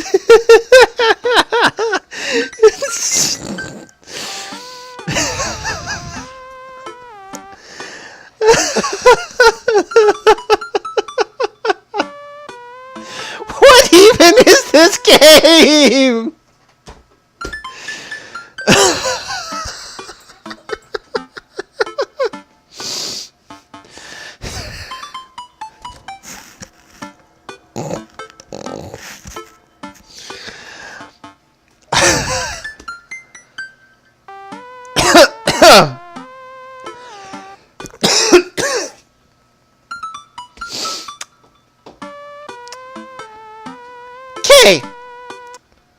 What? Okay, I think that's enough. Somebody's gonna have to clip that then, because I think that might need to be clipped, but I don't think I can do it. Damien snaps the book shut and puts it back. Who prints out their Sasunaru fanfic, by the way? Who does that? That's, a rare book from my private collection. No shit, Sherlock! Where'd you get it? Archive of your own? Oh, jeez. Rare book from your private collection. Not so above it all, are you, Mr. Oh, boy. Motherfuck. Look at the butterflies. Let's look at the butterflies. Oh, dear. Walk up to the glass display of pinned bugs on the wall. It's pretty impressive. Nice bugs. I pinned them all myself. Honestly, I'm probably more in love with it now, to be quite honest, if it's not all just stuffy Victorian fiction, but if there's, like, stuff like that there, I want to live in this library. I want to live in this library, I just do. I'm concerned I would stick the pin right through my finger. Oh. Ah, the pinner's gambit. Is that a thing? No. God damn it. Quit trolling me, dude. I walk to the window and I'm greeted by a beautiful view of Damien's backyard. It showcases a beautiful view of the rest of the cul-de-sac. Hey, I can see Craig on his lawn. He's doing push-ups. With his daughters on his back. Oh, Craig. Damn. He sees me and waves happily, doing push-ups with one hand now. Damn! Right? You know that Victorians spent at least 20 hours a week gazing longingly out of full-length windows? Wait, really? No. But Victorians did appreciate telling a good joke. Please, will you join me for tea? Follow Damien to his sitting room where finger foods have already been set out upon a beautiful silvered tier tray. Oh, don't tell me that, Travis! Don't tell me that! I can't help that I like cute and fluffy. God damn it. Finger foods have already been set out upon a beautiful tiered silver tray. I take a seat on one of the high-backed chairs as Damien pours and serves me some tea. Can't believe we're having a high tea. Never thought I'd get to do this. Oh. Damien smiles to himself. What? It's a common misconception that high tea refers to the wealth or class of the people enjoying it, when in fact the high refers to both the later time of day that the working class had to enjoy tea, and the height of the tables on which they were served. Oh. My dear friend, we're currently enjoying afternoon tea. That's informative. Damien takes a seat next to me and serves me a tiny sandwich. I like your cape is probably a little blunt. Are there a lot of goths in Maple Bay is probably a little too inquisitive. Your home is very impressive. It is. Like, this is... He's got a library. Eggplant! It seems like you've really put a lot of work into this place. Huh. Thank you. Huh. No one's ever complimented my home before. Hell, I can barely get matching salt and pepper shakers in my place, and look at what you've done. I'm kind of jealous. That's very generous of you to say. What got you so interested in goth stuff? Oh. Well, when I was a young boy, my father...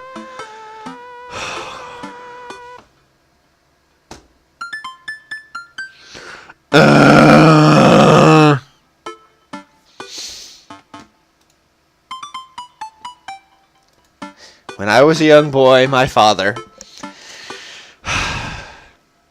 Did he take you to the city, Damien? To see a marching band? Even I've listened to that song. Are you fucking kidding me?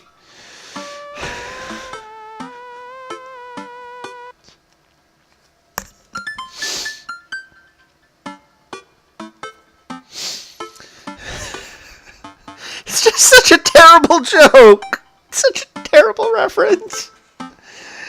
Oh, it's so cheap.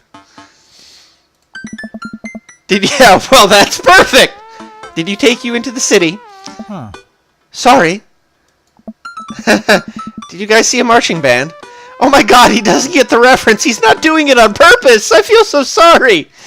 I'm afraid I don't understand. He doesn't get it. I feel so bad. Oh no. You're serious? Of course. But it's, you know, the song. Amanda made me listen to it. ...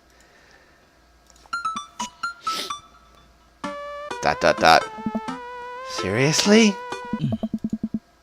I'd love to see a marching band. Nevertheless, I've always had a love for art, history, and fashion. What started off as a small hobby of collecting taxidermied animals grew into a sort of obsession. It's a privilege to be able to appreciate the lives and culture of those who came before us, I think.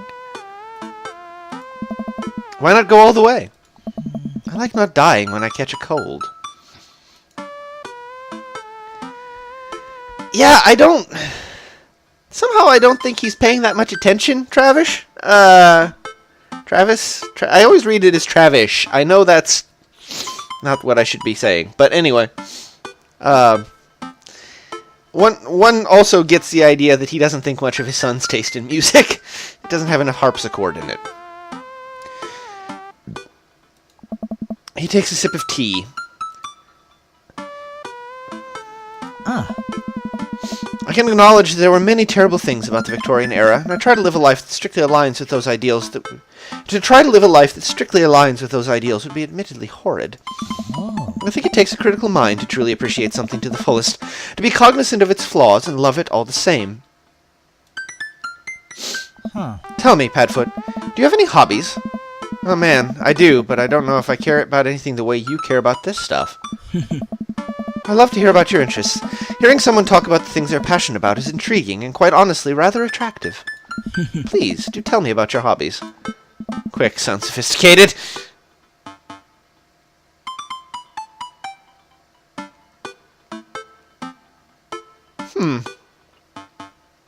Oh, for... goddamn. I don't think... I personally, I can't juggle. Like... I can kick people in the head, but I can't juggle. I don't know what's up with that. Love me some word jumbles. I like watching soap making videos on the internet. Soap... I don't know about, like, soap making videos, but, like, I was watching this, this video one time that was this guy who basically took a rusty old knife.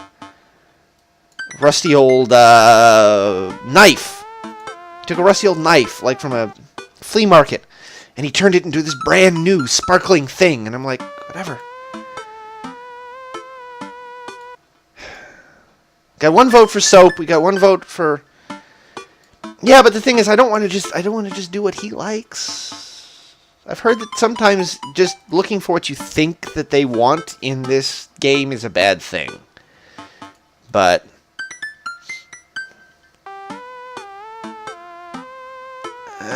honesty, because we did talk about word jumbles in one of the things, or soap making videos, which admittedly making things is kind of hypnotic.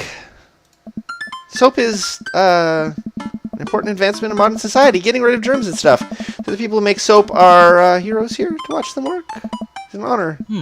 I tried making some with Amanda once, and we both had to go to the doctor for the rashes, which I guess goes to show that we should leave it to the professionals.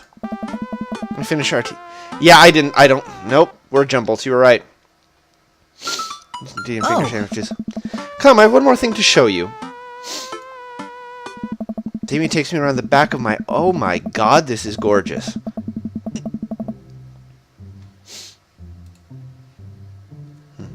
I told you, sometimes in this game, doing...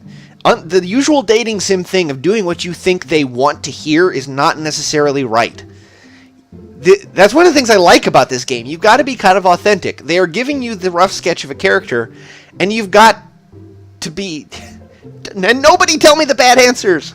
I know I'm going to hit some, but I want to make my own mistakes. No, it's fine, Travis, but yeah, juggling, I think, would clearly would have been the wrong answer. But yeah, you got to be honest in this game. You got to be yourself. And who you are is kind of a dork. That's just what you got to own. Damien takes me around the back of his home, where a variety of flowers flourish in beautifully landscaped rows. A small stone path weaves through it, and butterflies flit lazily through the air. Fair enough, Seg, and that's fair. Oh. My garden. My head cutting. No, I'm not good. I'm not gonna fuck over Amanda. Shit. Like, I would not hurt that precious cinnamon roll for the world. Like, she's fictional, and I would jump in front of a car for her. Like, you've got to be fucking kidding me. It's beautiful. Oh. Thank you. Victorians took flowers and floral arrangements very seriously. You see, it was considered uncouth to discuss personal and romantic relationships in public, so lovers and friends alike would use bouquets to send secret messages to each other. Each flower and plant is symbolic of different feelings. Even more interesting is that one flower could mean different things, depending on the other plants it was paired with. One had to be extremely careful, as even the style in which the ribbon was tied around the bouquet affected the message. And he's not wrong, by the way. That was actually such a thing. Damien leans down and plucks a gorgeous, bright orange flower off of a vine.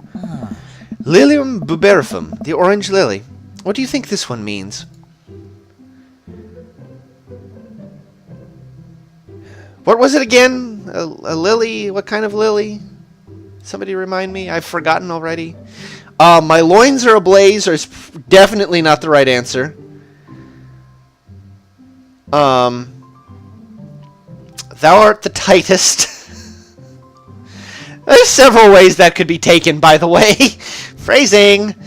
And 3 cheers for sweet revenge.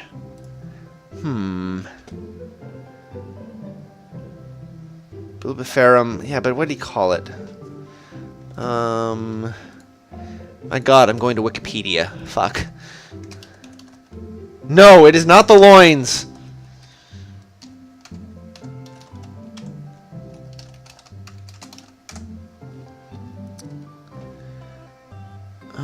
God, there's like 70,000 lilies.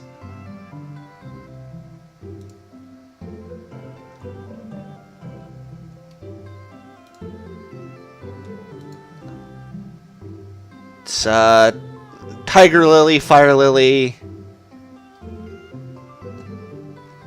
Oh. I'm literally Googling that. Shut up!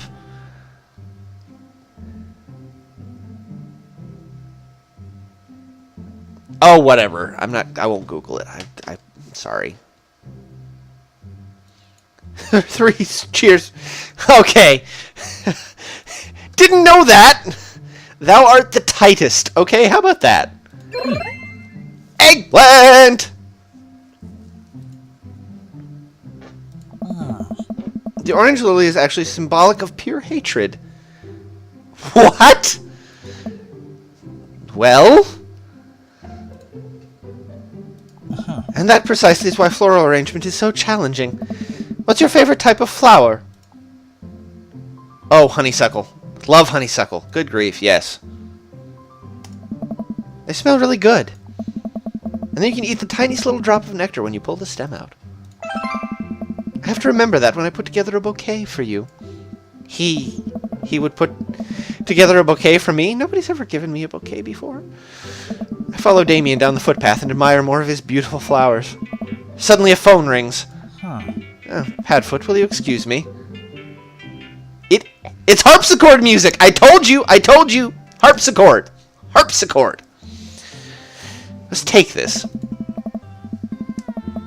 I don't know MCR very well, to be honest. I skipped goth. I skipped emo, too, to be quite honest. But there's a cell phone out of his pocket. I'm a little surprised it's not a rotary phone. Go for it! Damien smiles and walks back to the house. I take a deep breath and enjoy the heavily perfumed air. What a lovely yard. It makes me wish I put a little more effort into that garden Amanda and I tried to start one time. Our watermelons grew to the size of cherry tomatoes and then immediately died. Oh, hey, a gargoyle. Oh no, I knocked over the gargoyle!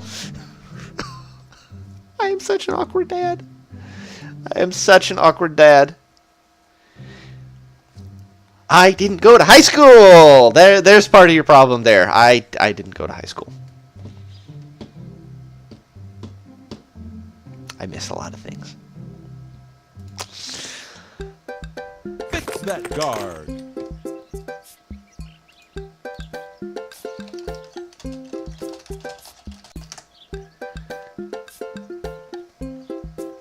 Oh, shit, what am I doing? Fixing. That's a gargoyle head and probably not correct. No.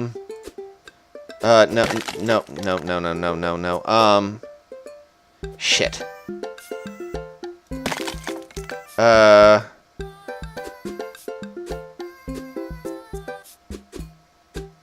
Oh, God. This is awful.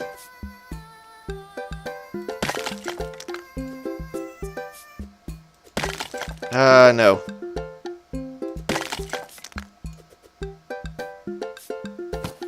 There we go. There we go. Goal! Ah!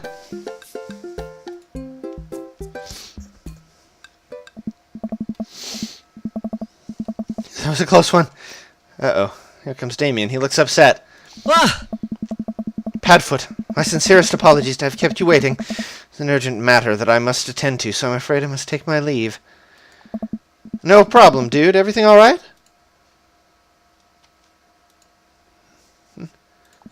Damien worries the hem of his coat with his finger and looks away.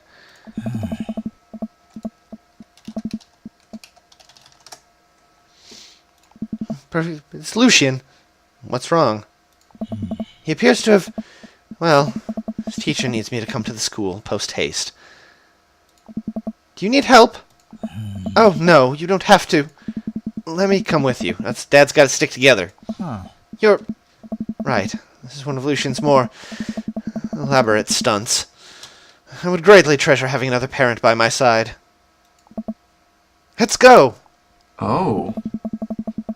Damien and I walk into the school and immediately greeted by an anxious-looking Hugo. Hey, Damien. You're here in record time. I wouldn't miss it for the world, dear friend. Wow, whatever it is, it doesn't seem like this is Hugo and Damien's first time to the kids. My kids are in trouble rodeo. What is it this time? This, Damien, you have to see to believe. Damien and I fall into step behind Hugo, who leads us up through the busy corridors of the school. We pass by several classes in session, and I vaguely wonder if Amanda's around. Hugo eventually ushers us into a small boiler room with a flight of rickety stairs leading down into the darkness.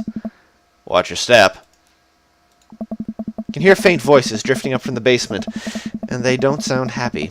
As I'm led into the depths of the school, I recall the antics I got into as an angsty middle schooler. I at least had enough sense to stay out of creepy basements. Oh, it's this too. Oh, God.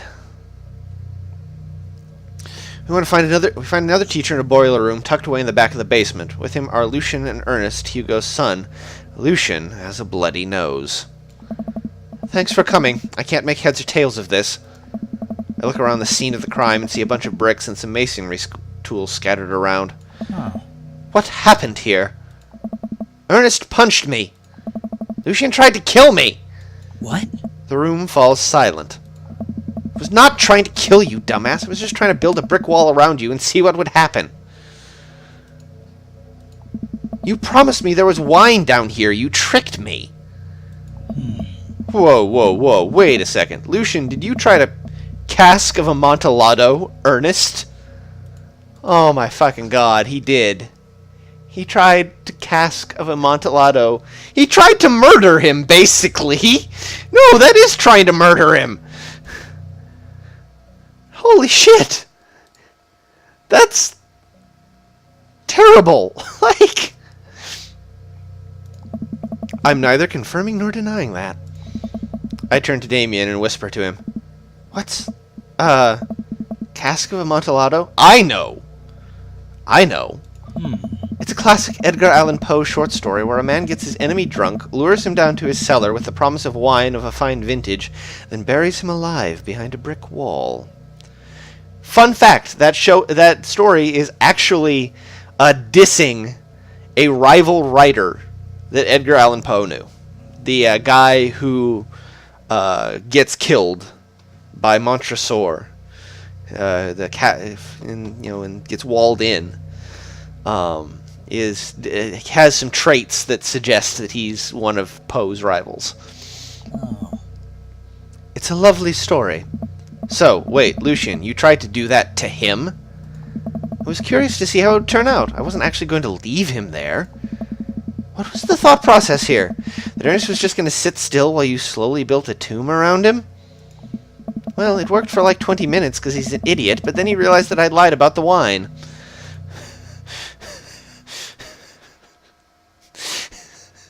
It worked for 20 minutes? It took him 20 minutes to realize there was no wine? Oh, shit. Oh, shit. These... Oh, God. And you were cackling maniacally. That sort of tipped me off. Ernest. 20 minutes. Dad. Huh? It took you 20 minutes? Son, we just did an entire 2-week unit on the cask of Amontillado, and it took you 20 minutes to realize Lucian was leading you into an elaborate ruse? Did you even read the story? I read the first 5 pages and then read a review of the movie. Oh, no! Sweet Manchego. Sweet Manchego. It's only 5 pages long, and there is no movie. Yeah, you're right. I paid Lucian to read it for me. Actually, he didn't even pay me, so when you think about it, this was me teaching him a lesson. Damien and Hugo both have their heads in their hands. You guys are always telling me to engage in the literature, and I did. I don't see a problem here. He's almost the kind of kid that I would have been. Like, if I'd have been in school and bored. Oh, dear. Alright, I'm filing this under what the hell. Don't do whatever that was again. You two are both suspended for a week. Ernest and Lucian, high five. The teacher starts to stomp up the stairs. Hugo, I'll cover your class. Take your son home. Mr. Bloodmarch, you too. Thank you for your mediation. We all head up the stairs and out of the school in tense silence. Lucian and Damien and I all pile into my car and begin to drive home. Lucian immediately puts his hood up and stares out the window angrily. I'm not going to therapy again. I know, son. It's entirely up to you whether or not you want to go. But I care about you and I can see that you're struggling, so if you do decide that you would like to speak to a professional about your feelings, we can do that too. Maybe you can spend this next week looking for a summer job. I know how much you want your own car. Can't believe Damien's keeping his cool. I'm impressed. Fine. Thanks for not freaking out too hard. Oh. I love you, son. Lucian continues staring out the window. Love you too. Aww. We spend the rest of the drive in relative silence. The moment we pull into the driveway, Lucian hops out the car, slams the door, and runs inside. Oh. I didn't expect to have that conversation in front of you. Yet I have a lot we need to work out. It's alright. And all things considered, Lucian's bricklaying was pretty good. So, it's your silver lining. Oh. There is that, yes. No, I really do admire how he handled that. You were a lot more diplomatic with him than I would have been. Just what's best for him. I don't think yelling at him would do either of us any favors. It rarely does. You're a good dad. Eggplant! See you around soon? Ah. It would be my honor and my pleasure. Damien bows with a flourish. Classy. I come home to find Amanda curled up on the couch with a blanket watching TV. Plop down next to her. Yo! Watchin'. Tiny House Hunting Brothers, Extreme Edition. Ugh, I hate this show. couple on screen bickers back and forth while standing in an extremely small house made out of recycled bottles. The tiny house-hunting brothers watch them with bemused expressions, both of their heads touching the low ceiling. I told you I wanted a 2-bed, 2-bath, shabby chic cottage. This house doesn't even have a bathroom. But honey, the outhouse is only 20 yards away. It's not that bad. I am not pooping outside, Greg! Why don't they just get a regular-sized house? I don't know. How'd afternoon tea go? It got strange. You had to go to the school to pick up Lucian since he tried to... He lured Ernest down to the cellar with the promise of a fine vintage and then tried to brick him into the wall, right? How do you know that? Why is... My character and I are so in sync that I have been predicting text this entire game. I don't know what it is. Apparently, I just am my dad's Sona. It's kind of creepy. How'd you know that? Has everyone read this story except for me? Lucian live-streamed the entire thing. Oh, shit! And it took Ernest 20 minutes to notice. It took Ernest...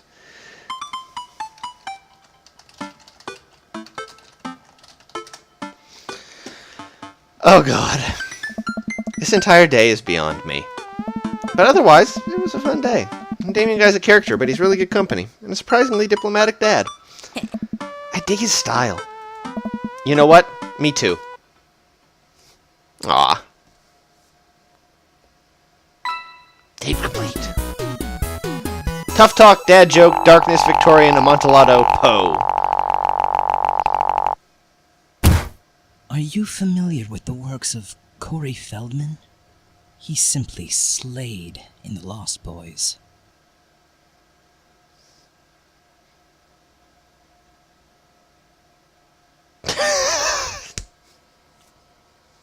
Y'all heard that, right? Oh, dear. Welcome. His achievement is interview with the vampire. Alright. I think we have time for one more, right? So, do we go with the thirst option? The cute option? Or the intellectually stimulating option?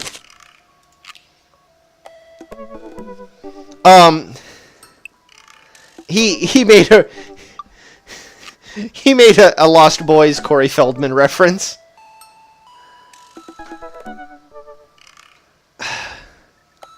Honestly, Travis, whatever.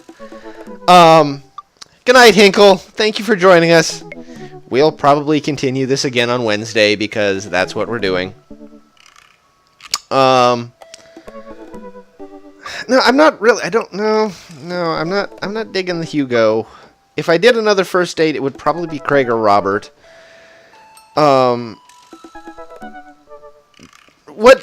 Honestly, what makes me cringe most with Brian at this point is actually the way my dad Sona acts around him. Because every other route so far that your dad is kind of chill. He's a little insecure, but he's kind of chill. With Brian, it's a lot... I don't like how I act. Brian tends to act actually very reasonably, in my opinion, based off of how I've been acting. I don't know what it is about Hugo. I think it may be that there is too much in common. And I don't know, but I've made my choices, people. I've made my bad life choices, and I'm just gonna have to stick with them. I don't know. I kind of want to do a second date. If I do a second date, can I not do any more firsts? Is there a rule? I don't know. I mean, if I do... I mean, I get that.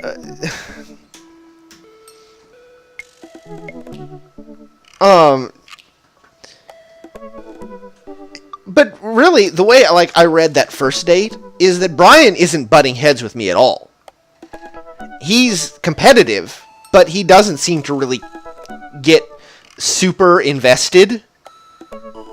like, he's, he's competitive, but he loses and he loses gracefully. Hey, it's cool, we had fun. My character is the one that butts heads. Game Boy Boy, welcome! Sorry I did not see you before. Welcome to the chat. Welcome to the stream. Hope you've been having fun. My character is who's butting heads with Brian. He's the one who can't settle down because Brian just is having fun and being competitive. If my character had said, I know nothing about fishing, had been willing to admit that, for instance, Brian probably would have been, hey, I can teach you. Great, you can learn something. He actually seems pretty chill to me. It's my character in response to him that is not chill at all.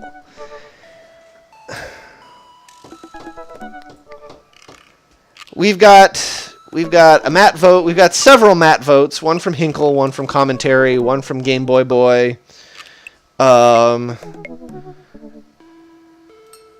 Yeah. Let's do Matt. We can always do another Brian date. Again, we don't have to lock into anybody quite yet. Let's see what Hot Hipster Dad has got for us today.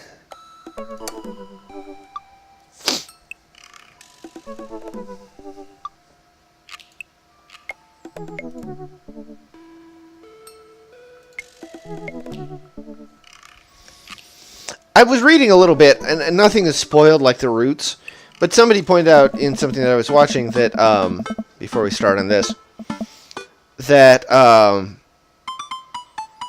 in most of the Roots, the interaction with the dad Sona changes the dad. And so their character develops by being in contact with yours, because you're new and different or whatever. The choices you make.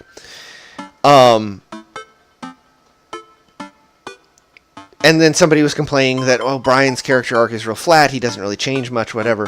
And they said, well, no, but the one who changes is your dad, Sona. Your character learns and changes in response to meeting Brian, so that's his story.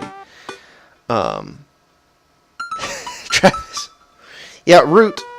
Apparently I am from the part of the country where R-O-U-T-E is root. That's always how I've heard it pronounced. If somebody said route, that would mean something slightly different to me.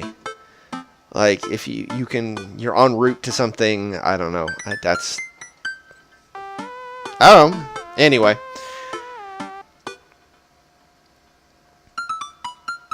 Instead of messaging the guy, why don't I just walk over and grab some coffee? I'm feeling really sluggish today anyway.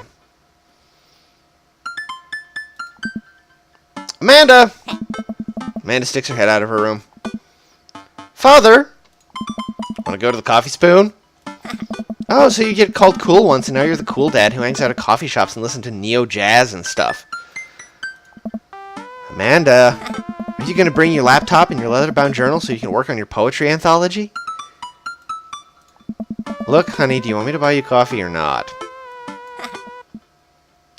Let me grab my laptop and my leather-bound journal. Shit. You little shit! I love you so much. Oh my god, it's Pablo. Oh my god, his teeth are so big. And he's wearing a crop top. Amanda and I make the short walk over the coffee spoon. The place is quiet today, and there's just a few people hanging out and reading books in the cozy little nooks. Next, I walk up to the counter and see a familiar, pierced face. Hey, you were the dude I yelled at a bunch the other night. Amanda casts a sideways glance at me. He tried to sell me shirts.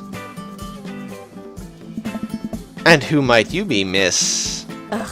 This is my daughter, Amanda, the person I'm a father to and am very protective of.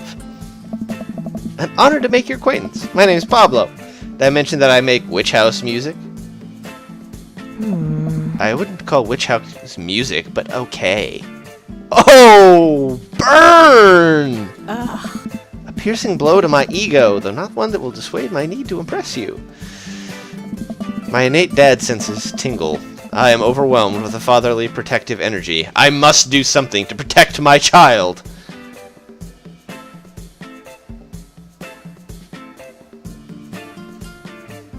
Reappropriate, defend witch house? Absolutely not. Because that goes against what she just said. Change the subject. Or reappropriate lines from Taken. I'm tempted to reappropriate lines from Taken, though I'm wondering if that's a bit too much. What do y'all think? Bit too much? Or just enough?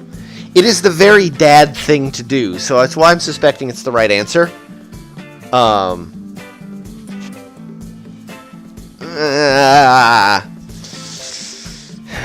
Changing the subject probably is not going to work. Defending witch house is not going to be a good... No. Sonata, you're saying it's too much? Oh... Alright. Oh, that's right. Yeah, I've got to remember Amanda's not the only person I'm thinking about in this arc. And I know, I'm a hypocrite. I say don't help me, and then I ask for help. Gotcha. Or do I defend it? And no, I don't betray my own daughter. I don't. She's burned him, and I'm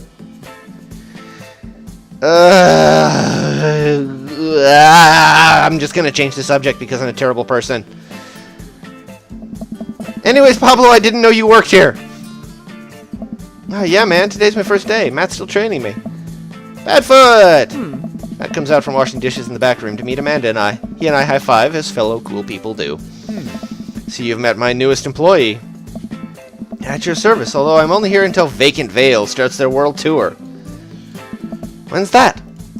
Well, we have to put out a record first. Hey. Alright, Pablo, what do we do with customers again? Right, yeah. Pablo clears his throat. Hello, good folk of Maple Bay. Can I interest you in a tasty caffeinated beverage? A smashing pumpkin spice latte, please. Oh god, I love these. I love these. A classic. And you?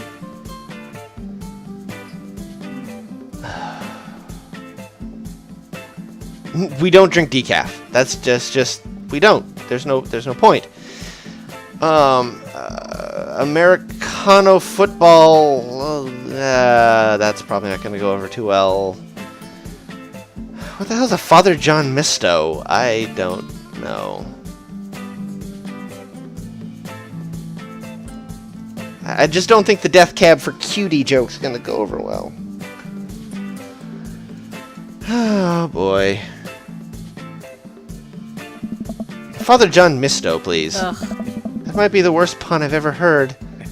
Hey, it's pure comedy.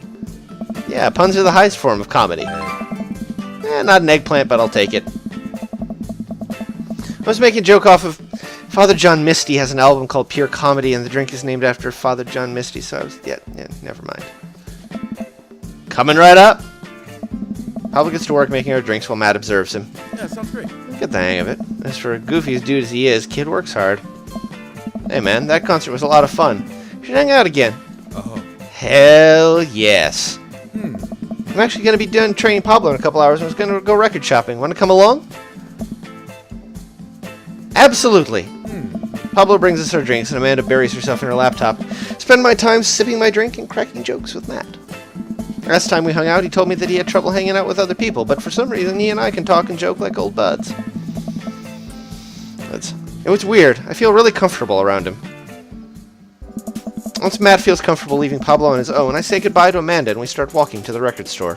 Yeah, sounds great. Have you ever been here before? No. I mean, we have a record player sitting in the living room, but all I have are 2 copies of Frampton Comes Alive. Oh. Ow. Hey. Oh, this should be fun then. We're going to find you some good stuff. The walls of the store are packed with posters, artwork, stickers, and records. Few people mill around, flipping through milk crates of albums. Some indie band is playing through the speakers. It's a nice vibe. Fake Beard Arms Race, Sad Swears, Steady Bow, Dinner Food, Yacht Club Miracle. God. So, why do people still buy records? Isn't it kind of outdated at this point? There's a lot of people who try to tell you that vinyl sounds warmer, more true to the artist's intent, but really I think it's just nice to collect records. It's cool that in this day and age we have just about every song ever created available instantaneously on our phones. But there's just something about holding an album and getting to see the artwork in your hands that I'll always love. Oh. That's why I try to get as many of the records that I love in physical form as possible. Remember when we were kids and we'd have to wait around by the radio with a cassette tape so we could record our favorite songs? I've done that. Not much, but I did that when I was a kid. Hey. It made each listen really special. Mixtapes were even cooler because of how much work they took. Now you just make a playlist. I think the last time somebody gave me a real mixtape was in high school. Hey. I look around the multi-level record store and spot some genres. Future wave, jungle, anarcho-punk, nunsploitation. I have no idea even where to start. Man, this is a little overwhelming. Travis, you'd get along well with my friend Matthew. He collects cassette tapes. I shit you not. He collects records too, but he also collects cassette tapes. I don't know why. I don't know why. I really don't. Hey. Here, let me help you find something you might like. If you were a milkshake, what flavor would you be? Ooh. Cookies and cream or strawberry? Cookies and cream and strawberry. I'm gonna have to say...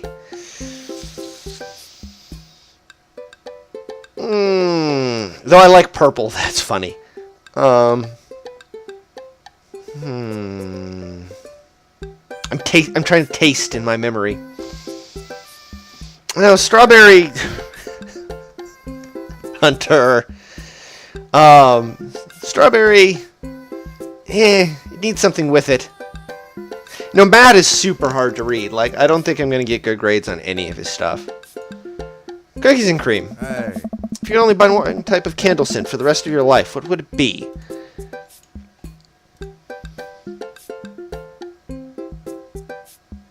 Power Violence Cherry Blossom? I don't think so.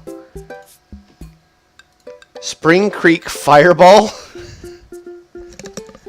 Camouflage Summer Breeze? Or Daffodil Mountain Spring? That's what I'm thinking. Like, I'm thinking that that's Spring Creek, like, Fireball as in cinnamon whiskey Fireball. Yeah, no, I'm thinking I'm going to take a skip on that one, too. I'm weird. I would probably go with, like, Camouflage Summer Breeze. Like, just because. Hey. What's your favorite ambient sound? Oh, God! Oh, damn! Oh, this is gonna be hard. Rain, which is the truth. I love rain as ambient noise. I could fall asleep to that. I could nap to that forever. Bowling alley. Like, why? No, no. Star Trek bridge ambiance.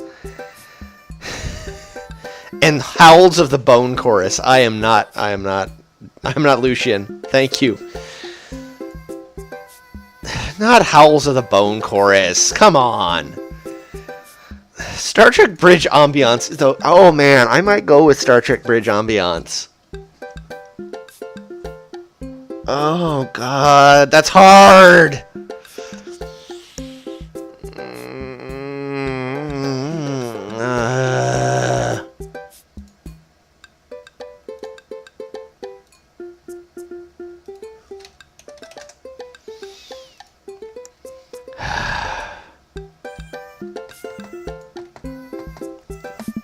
What's your dream vacation spot? My backyard, inside an active volcano, living off the fat of the land in Ibiza. Where the fuck is Ibiza? I gotta look that up, hold on.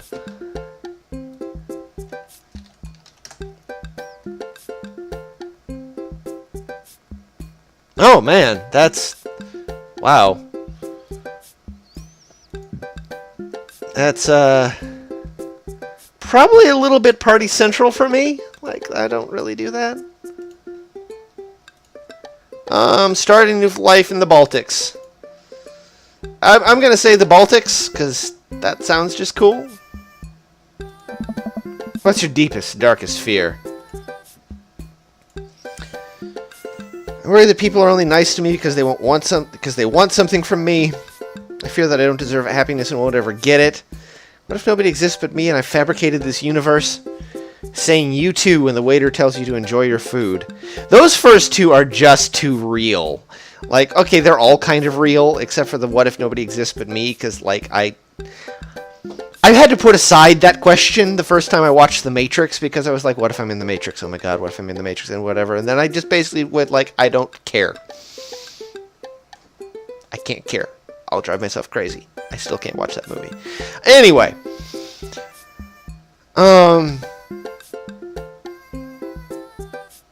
Yeah, man, I have actually, like, turned down really cool stuff because I was like, oh, you're only being nice to want something from me. Like, I actually... God.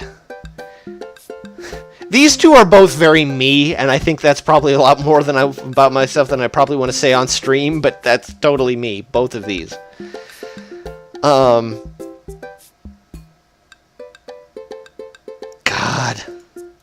Why is this so hard?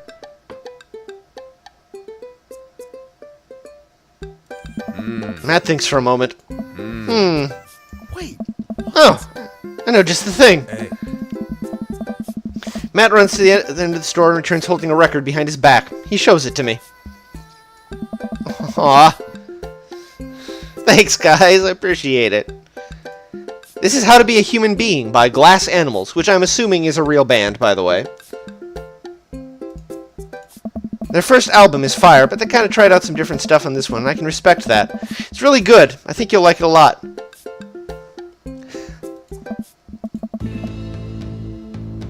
Whoa, dude. Thanks for the recommend. Oh! You're gonna have a great time with it. Promise.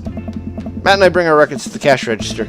A young girl with a septum ring and a buzz cut stands behind the counter with one earbud in. Usual stuff today, Matt? Hey! Just some light pickups. Matt places 3 albums on the counter. Swear I'm Good at This by Diet Sig, Forever by Mystery Skulls, and Greatest Hits by Remo Drive. By the way, I knew it! Commentary was gonna know what all of these are, or at least most of these are.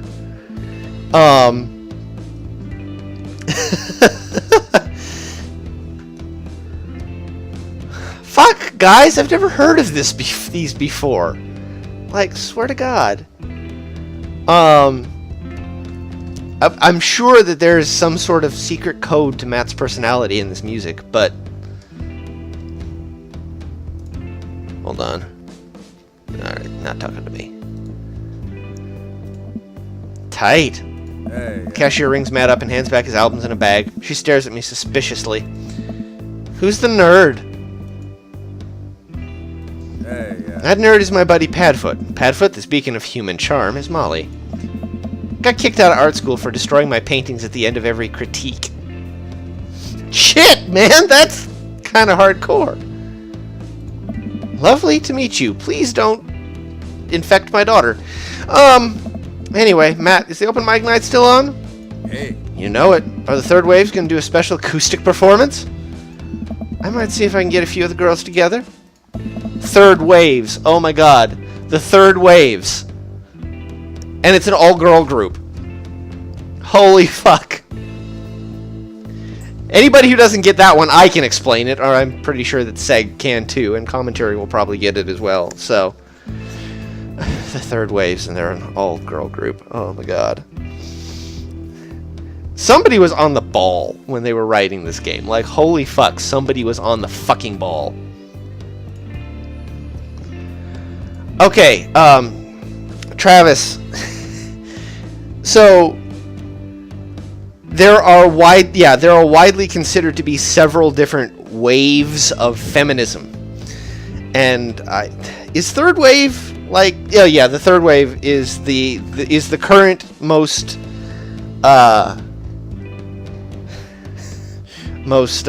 you get it now. But yeah, it's nice. I like it actually. It's subtle enough to pass notice unless you think about it. And I love it. Hey, No, Radfem is... No. Third Wave and Radfem don't get along, if I recall correctly. Third Wave, I believe, is attempting to be more intersectional, and Radfem is not. But somebody like Seg, who actually knows what the hell he's talking about, instead of me, who's talking about my ass on the live stream, should probably answer that question.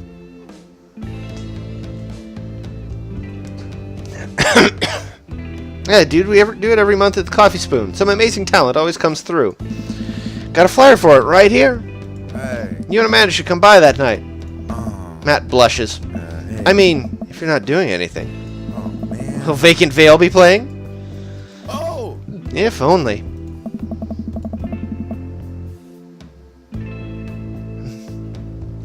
I finished paying for my record and we head out of the store. Sonata, the problem is I'm not going to get the gem jokes.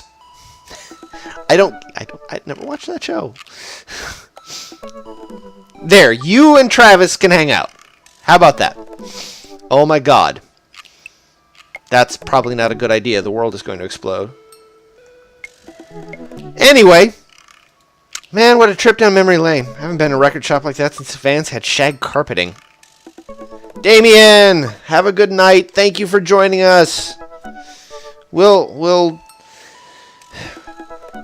trying to make a dad joke and it's not coming. We'll see you later.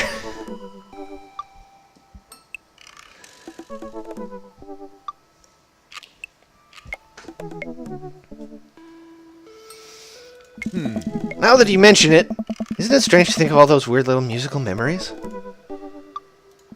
How do you mean? Well, I think music is a very time and place sort of thing. Song is important to me not only in that I think it sounds good, but where I was and what I was doing when I listened to it. And that is very true. Like, there is music that I am certain that is absolute garbage that I will still listen to because it takes me back to certain times and places. I'm not going to be ashamed to admit it. I still, listen to the old Pokemon soundtrack that I got way back when, because sometimes you just need to be a fucking kid again. And you need to go back to the time when all you wanted from life, when the thing you wanted most in the world was to be a Pokemon master. And, Ash and Misty were your life, and Team Rocket was blasting off again, and goddammit, I need that sometimes. Life sucks, okay? Sometimes adulting is hard, and sometimes you just need to be a master and go back and remember the Poké Rap. That's all you need. That's my little rant right there. Anyway. Matt. There's music that reminds me of exes, of struggling through school, of being so poor that I didn't know where my next meal was coming from. Oh. All that stuff. And listening to those songs reminds me of those moments of my life.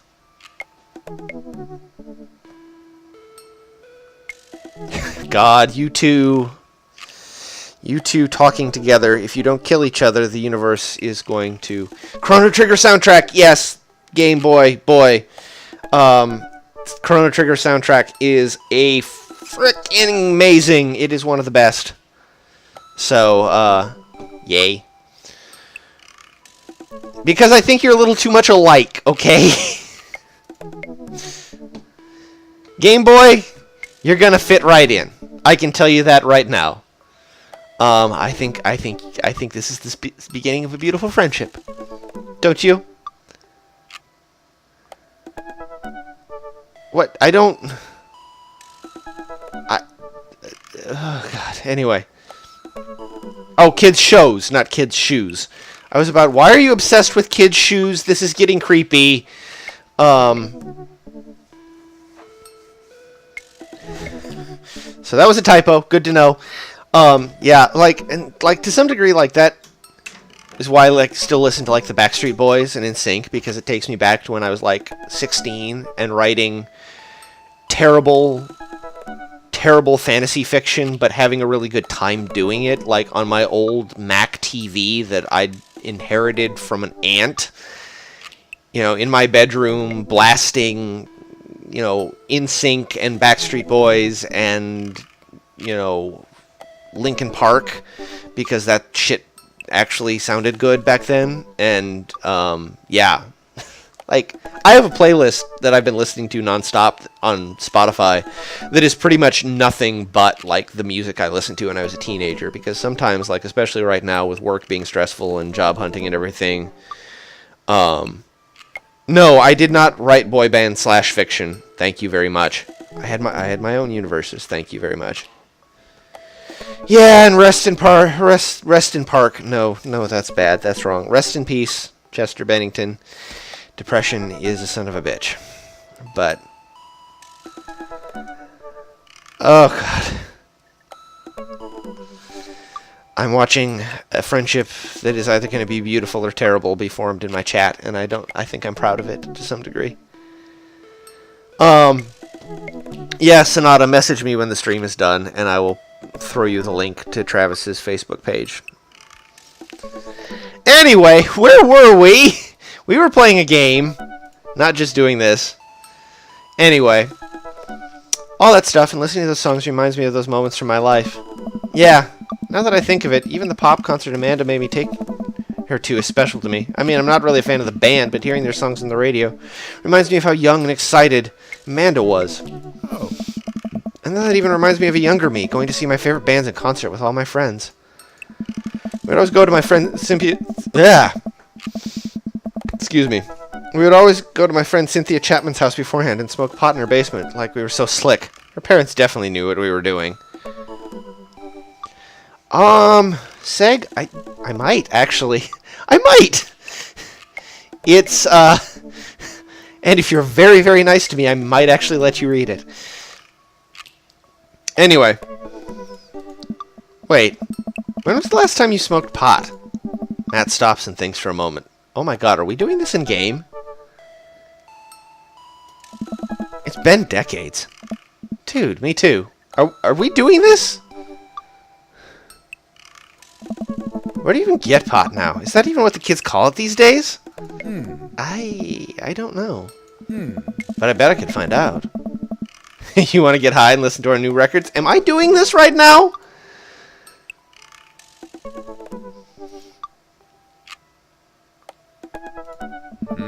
Matt pulls out his phone and starts texting. We're doing this, apparently. A few minutes, he looks up and smiles at me. Hey. Hey, Molly's got a hookup. Says to meet in an alley near the coffee shop. Hey. Says, Feds, you make a break for it and I'll take the heat. Just promise me you'll raise Amanda like she's your own. You realize that weed has been legalized in this state, right? Oh, good! I'm not committing a crime! Oh my god. I definitely knew that. Oh. But we live in dangerous times. Who knows what lurks in the seedy underbelly of Maple Bay? We could find ourselves on the wrong end of a deal gone bad. Just look out for Amanda. I swear. Huh? Oh, here's our guy.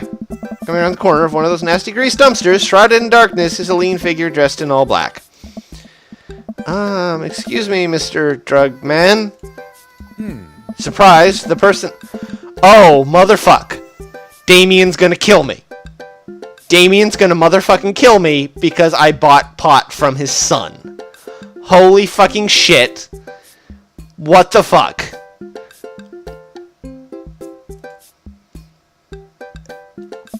Who sent you? What? No, cool, man. We're cool. Says who? For all I know, you could be with the feds.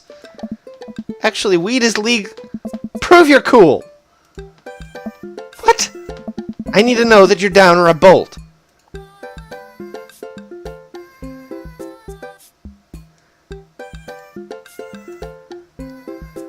Okay, so impressing him with his extensive knowledge of current drug lingo is probably just going to convince him that I am a fed, because I clearly don't know current drug lingo at all. Shit, what do I do?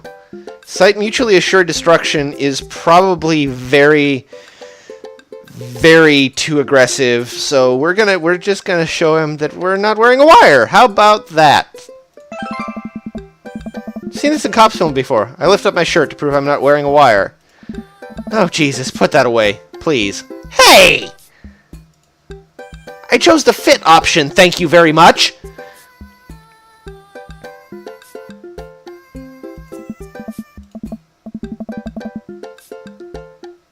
Look, it's fine. I get it. Buzzcut Molly said you're coming. Right, now that formalities are out of the way, let's make a deal. Alright, how much do you want? 1. 1 what? Oh. Yeah, Hey. he means weed, Lucian. Yeah, but how much? Oh. What? Oh my god, look, here, take this and give me $10. Just don't tell my dad. Let's all forget this ever happened. Hey. Won't tell your dad if you don't. Lucian hands me a baggie of something and disappears down the alleyway. I open it and take a deep whiff. Smells like genuine drugs. Yes, sirree. Hey. That went smoothly. Yeah, we should get off public property before we smoke this. Hey. Great idea. Let's head back to my place, yeah?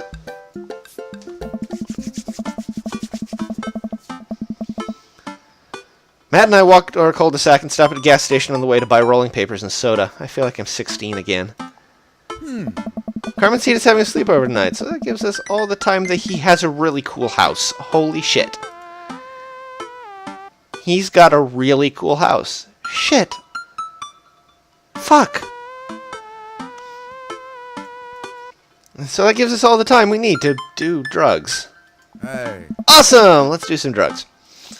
Matt pulls one of the records out of his bag and puts it on for us. I plop down on a comfy leather couch and look around his place. There are a bunch of band posters, and his record collection takes up an entire wall. Whoa, what a collection. Oh.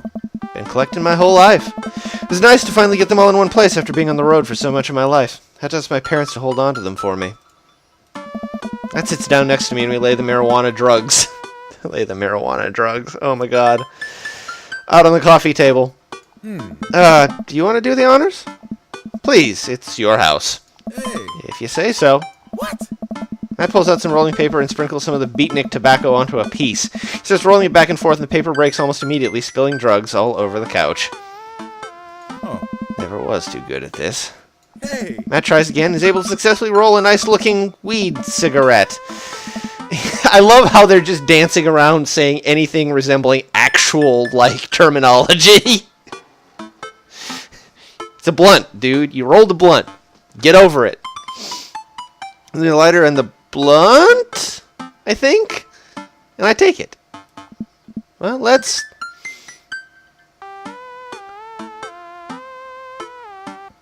What the fuck does this even mean? Holy shit.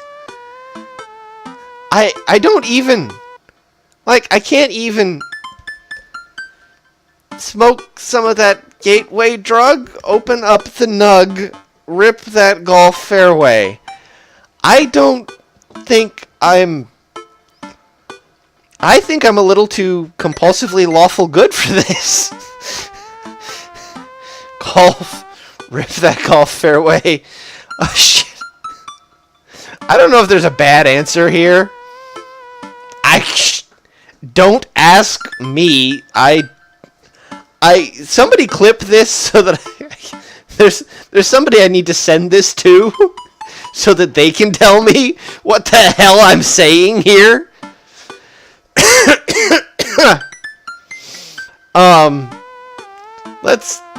Let's rip. God.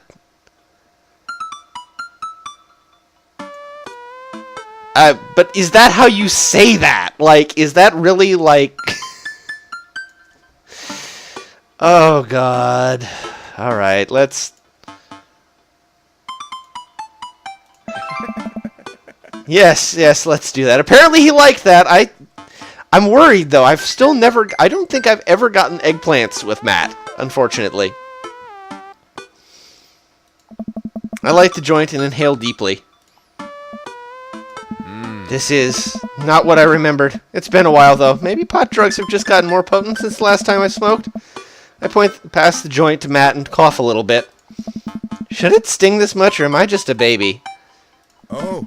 Matt takes a hit and his eyes go wide. That's not weed. Oh, God. Oh. Did we develop a taste for meth? No, it's... Takes another hit and winces. Hey, yeah. Yeah. This is oregano. No! What?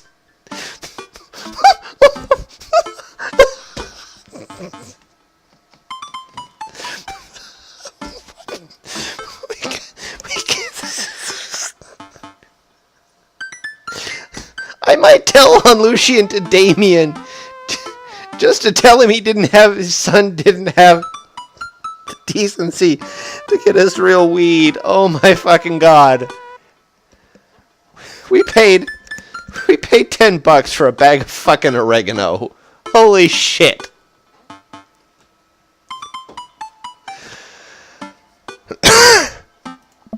I sniffed the air. Yeah, that would definitely explain why it smells like a pizza place. And how could you not know what? How could you? Shit. Oh God, he did. He got it from his father's garden, didn't he? We're smoking oregano out of Damien's garden. What the bloody hell are we doing? I paid $10 for something I could have asked Damien for to put on my pizza. Oh shit. That little punk ripped us off.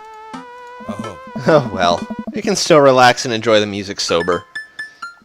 You know what? You're right. Hey. We sit and listen through the Diet, or is it Diet Sig album that Matt bought, which is catchy as hell. I look around the room again, see photos of Carmencita growing up. I spot a young woman with a huge smile in one of the pictures with the two. Who's that? Oh, that's Rosa. She was Carmencita's mother. She died when Carmencita was young. I'm sorry to hear that. Amanda lost Alex at a young age, too. I can understand how hard that must have been. I look around again, spotting a framed gig poster hanging on the wall. On it, there's an illustration of Matt and Rosa surrounded by flowers. The cursive lettering reads, "Stillness the Dancing." It looks like they played the Soundgarden over a decade ago. Were you two in a band together? Yeah. That was the reason I was touring so much when I was younger. We traveled the whole country in this rinky-dink little van. It was hard to start, but once we started gaining notoriety and seeing how much our songs meant to kids, it was just incredible. Wow, that seems like a life some people only dream of. Hey. It was, and it was difficult at the same time. I couldn't have done it without someone by my side. Rosa and I knew that we couldn't do it forever. The long hours on the road, missing your family, sleeping in the van, all that stuff. And once she became pregnant with Carmencita, we put down roots in our favorite town to play in. Right here. Since she was a kid, Rosa always had a dream to own a quiet little coffee shop. She died before it opened. He needs a hug. I'm so sorry. Don't be. I'm not really sure what to say. I couldn't possibly count the number of times I've told people the same thing after Alex died. Matt gets up to flip the record. Next to the turntable, I notice a dusty piano. Do you play? I'm out of practice. I used to jam on the keys back in the day. Oh yeah? I fronted the hottest 7-piece ska band the Eagle Rock Bay High School had ever had to offer. Hey. No way! You had a ska phase? Phase? Ska never dies. Hey. Except for Scommunist Manifesto, who broke up after seeing the senior talent show to pursue solo careers. Yeah, sounds great. Dude, that's so rad. Matt pulls out the piano bench. Hey. Give me some of that two-tone love. Oh man, let's see if I still got it. Hey. Sit down at the piano. Anyway, here's Wonderwall. Go with the classic.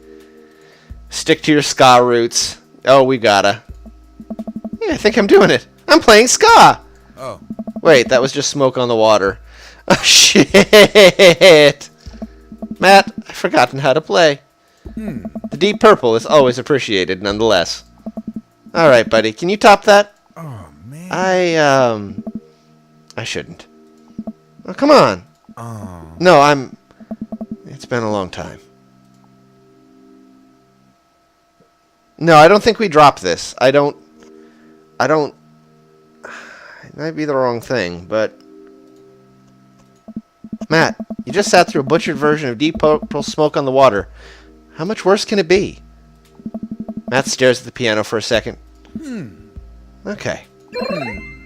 Eggplants! Finally! Eggplants! Okay. Matt closes his eyes and runs his fingers over the keys. He breathes in deep and starts playing a melody. If I didn't know that he hadn't played the piano in a long time, I would never have guessed it. Matt plays a soft, sweet tune filled with emotion. I've never heard this before. Is this one of his original works? This is so cool. Oh. Matt finishes the song and finally opens his eyes. How was that? That was amazing. Oh, it's nothing. Come on, man, that was killer. You gonna pull that out for the open mic night? Oh, man. Oh, no, I never play at those. Well, why not? You're really good. It's just... I just don't do it anymore. I just don't like being up there and alone and having so many people stare at me. It doesn't feel fun anymore. I can sense that Matt's getting uncomfortable at the thought of it. I won't push him any further. Alright, man, but I hope you know how beautiful your music is.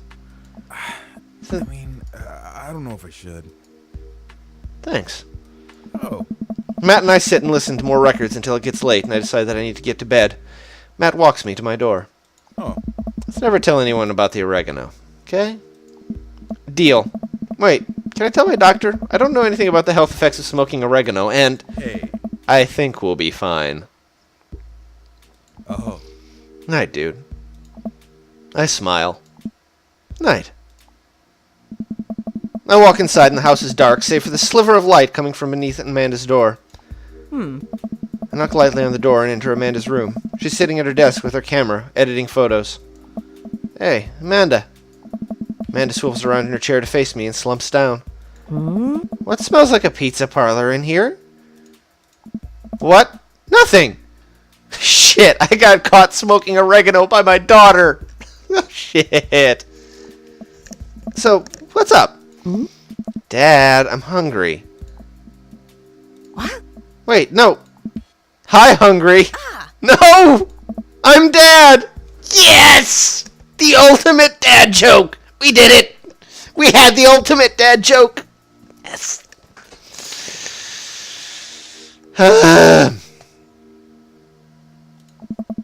Amanda collapses on the floor.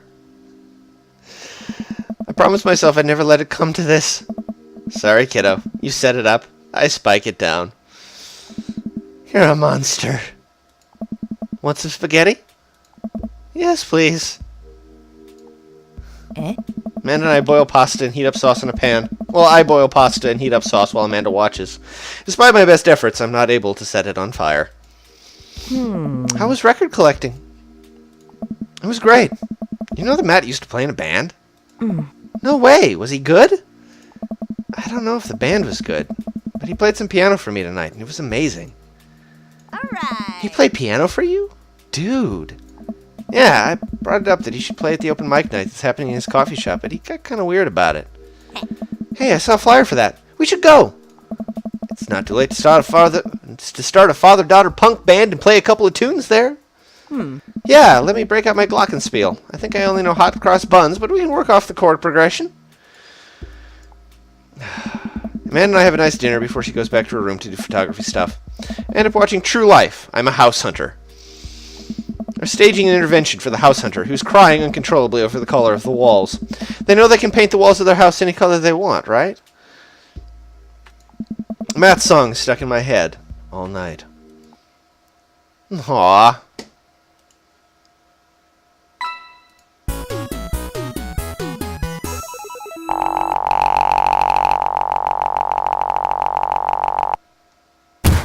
Never underestimate the power of a dream, Daddy. I love tough talk, woodworking, band puns, cool, nug, 520. Oh. All right, folks. It is 9:46 and my voice is given out. I probably going... Well, hold on. We're not done yet, are we? We're not to the dad book yet. Never mind. Keeping going. It's been a long day. I'm just about ready to pack it in. After a few bites of ice cream from the freezer, I turn off all the lights and walk down the hall to my room. What if Amanda's still awake? The kids need some sleep. As I pass her room, I can hear a faint sound, but can't quite make out what it is. I get a little closer. Is she crying? I knock gently on the door. Hey, Amanda. Crying immediately stops. Not right now. Her voice sounds strained. She sniffles. I need to make sure she's okay. I open the door. No, no, no, no, no, no, no, no. Cinnamon Roll cannot cry. That is not good. In the dark, I can see Amanda's outline in the middle of her bed, knees hugged up against her body. Is everything okay? I don't want to talk about it. And we're not leaving her alone. No, no, hell no. Did something happen? No, nothing happened. Go away. Amanda, get out! Okay, okay. Quickly leave her room and shut the door behind me. Once the door closes, I can hear her crying again. Wow. What has her so upset? She seemed fine earlier. She's usually so open with me. Did I do something wrong? Is she mad at me? I guess if she wasn't now, but wasn't before, she definitely is now. I can't even remember the last time she snapped at me like that. I have a hard time falling asleep, but when I finally do, I'm still thinking about Amanda. For a long night of very little sleep, I roll out of bed and make myself a pot of coffee. Amanda should be up for school soon. Maybe she'll be willing to talk about whatever is bothering her. About 10 minutes before she's supposed to leave, Amanda comes out of her room and makes a beeline for the freezer. Morning, Amanda. Morning. She drops a frozen waffle into the toaster and slams the freezer door. She won't look at me. Yikes. So, anything big going on at school today? No.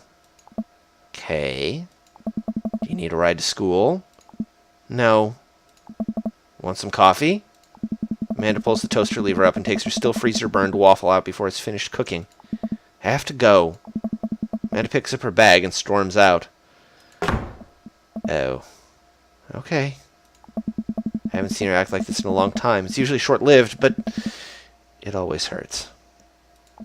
Hopefully this blows over and things are back to normal soon. I sit back at the kitchen table and look at a picture of Amanda and I hanging on a wall. In it, I'm teaching her to ride a bike. Her face is a mixture of excitement and pure, unadulterated fear. I remember how determined she was. Every time she would fall off and scrape her knees, she would get up and try it again. Finally, I had to stop her because she was bleeding everywhere. Then she started to cry because she didn't think she needed bandages and wanted to keep trying. As I put the bike away, she just stood in the middle of the street and screamed. And I took her for ice cream, and it was like nothing ever happened. For giving it a bit of thought, I decided that if I force her to talk about it, I'm only going to make things worse. But I have an idea. I start rummaging around for ingredients. Hear Amanda walk in the door. Instead of heading for the kitchen like she usually does, she makes a beeline to her room. She's clearly trying to avoid me. Hey, Pumpkin. What? Can you come here for a sec? There's a moment of silence. Yeah.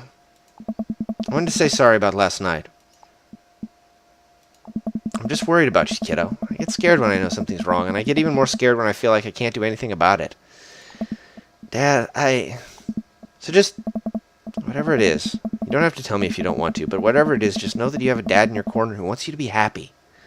Honey, you know I'm bad with words, so I was hoping I could speak a language we both understand.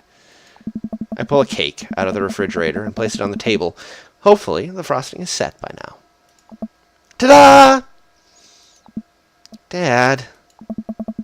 It took me a really long time because I ran out of red frosting somewhere around sad and had to start over, and... Aww.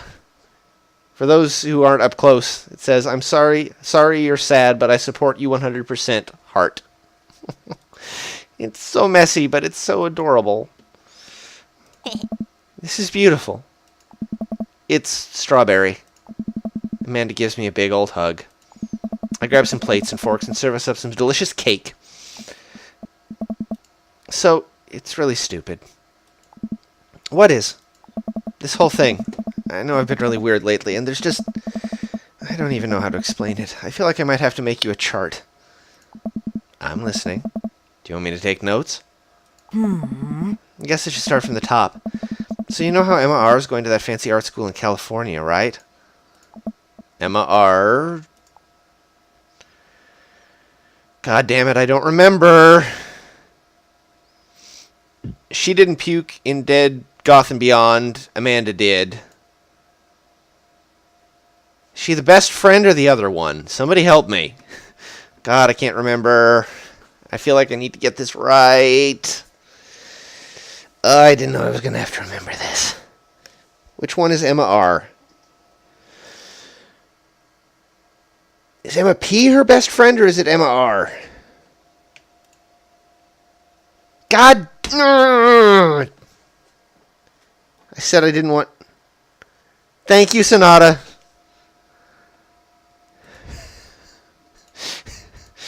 Travis, you get bonus points for not helping me. Sonata, you get bonus points for helping me. I guess you're not technically wrong. It's good to have fallbacks like that one. Huh. Anyways, ever since she got that acceptance letter, I've been feeling like she's drifting away, you know? And she's been spending a lot more time with Grace and Emma P. I just thought it was all in my head for a while, but I found out from Rosie M. that both the Emmas, Grace, and Noah all went to a party at Mackenzie F's on the same night that they all told me they were busy studying for the Calc AB final. You would, healer, I swear. Yikes. Oh. So, another important piece of information is, God, this is embarrassing. I have a crush on Noah, and, that's a thing. What? Whoa, I had no idea. I definitely didn't know that. Okay.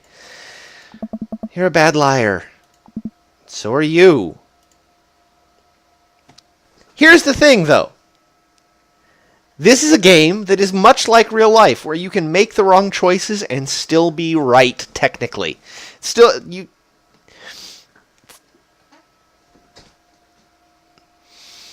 It's what I like about this game, and it's also kind of what scares me about this game, because there are situations where the wrong answer isn't technically wrong either, because that's how life is sometimes. Sometimes, if your daughter has 3 friends named Emma, you don't remember which one she is. It's just the truth. I learned from the worst. Anyway, so the only person I told about the crush was Emma R, and she promised not to tell anybody. I didn't confront them about the party thing because I didn't want to start drama, so I just keep quiet and keep going about my business. And then one day I invite everybody out to get nachos in the mall, and after not texting me back for like 2 hours, even though none of them ever put down their phones for more than 60 seconds, they all say they're busy, like, simultaneously. So I tell them, never mind, I'll just eat nachos at home, right? But we were out of chips, and I really, really wanted nachos. Totally understandable. Oh. So I go to the mall anyway. I get to the food court, and who do I see there but Grace, Emma P, Emma R, and Noah. All hanging out together and eating nachos without me. Oh, honey. What? It gets better. I'm standing by the escalators watching them, and I realize that Noah has his arm around Emma R, which is kind of weird, right? But then they kiss. No. Yes, I know. So I storm over there, and I'm like, hey! And Grace drops a nacho on her shirt because of course she does, and Emma R, like, just glares at me. Grace, nothing is coming up. I don't know who that is. Grace is the... Did she poop the bed, too? Well,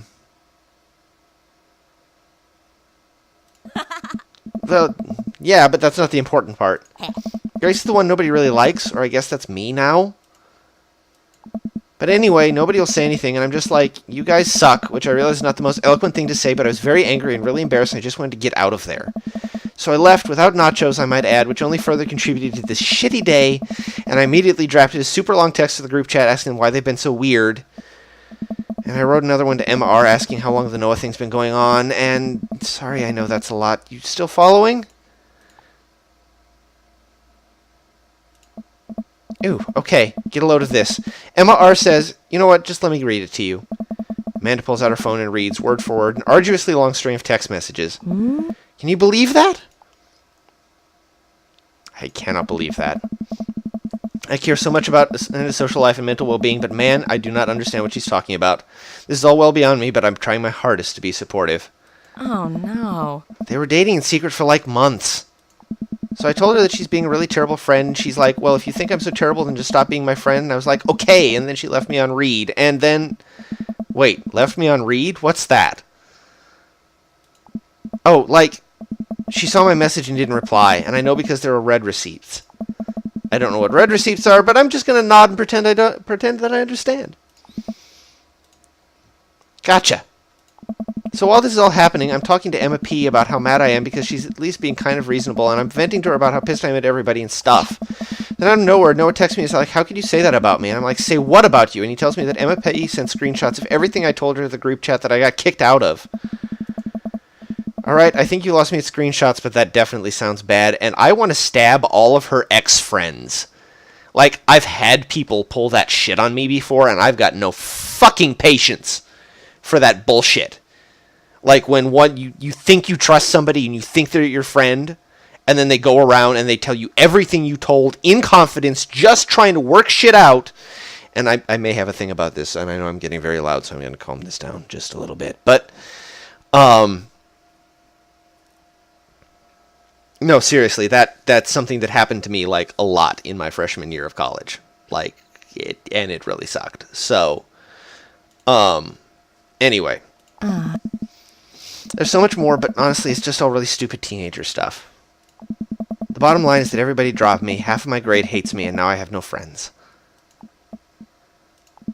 Amanda, I'm so sorry. I almost expected it from everybody else, but MR's been there since Dad died. I can't believe she would just stab me in the back like that.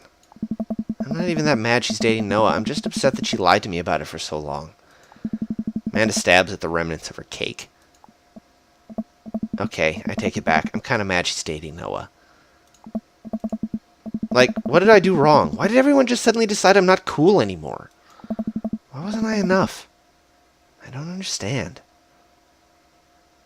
And as mad as I am at everybody, like, I miss them, Dad.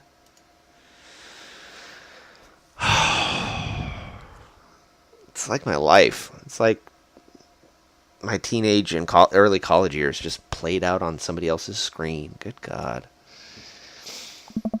Amanda looks so dejected I almost can't take it. What could I possibly say to help? Oh. Anyways, that's it. It's a whole sordid tale. Thanks for listening. Tune in next week for more hot gossip. Wow. I know, it's pretty dumb. It's not dumb. No, it's a stupid thing to be upset over. Amanda, your feelings are real. Don't ever be mad at yourself for having feelings. I guess. Unless you've secretly been a robot who's approximating human feelings this whole time? Dad, if I was a robot, would I would have transformed into a monster truck a long, long time ago. But seriously, I know you probably don't want advice, but I feel like it's my duty as a dad to bestow upon you a few nuggets of fatherly wisdom.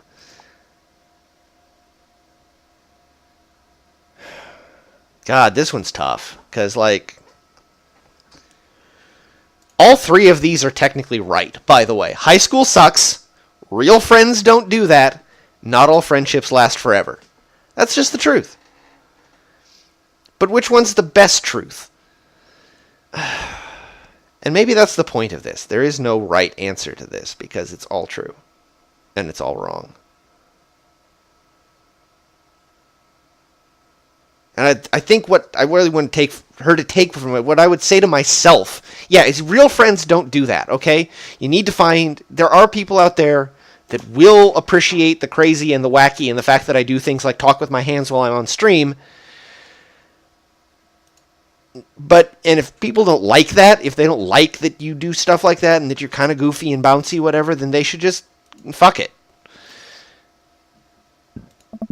When you get older, you start realizing the sort of people you want to associate yourself with.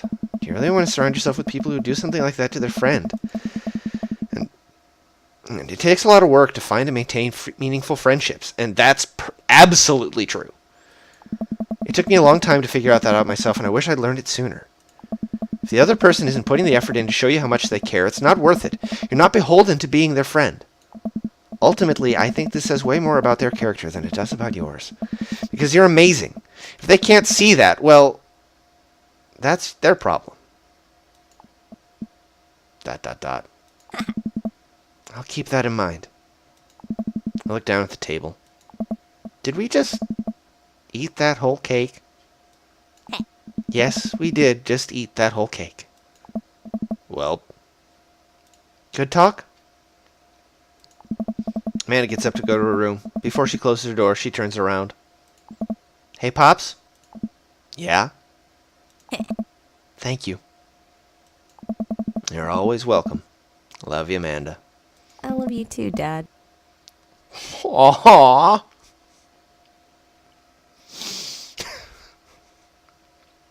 Feels. I'm getting emotional over fictional daughters.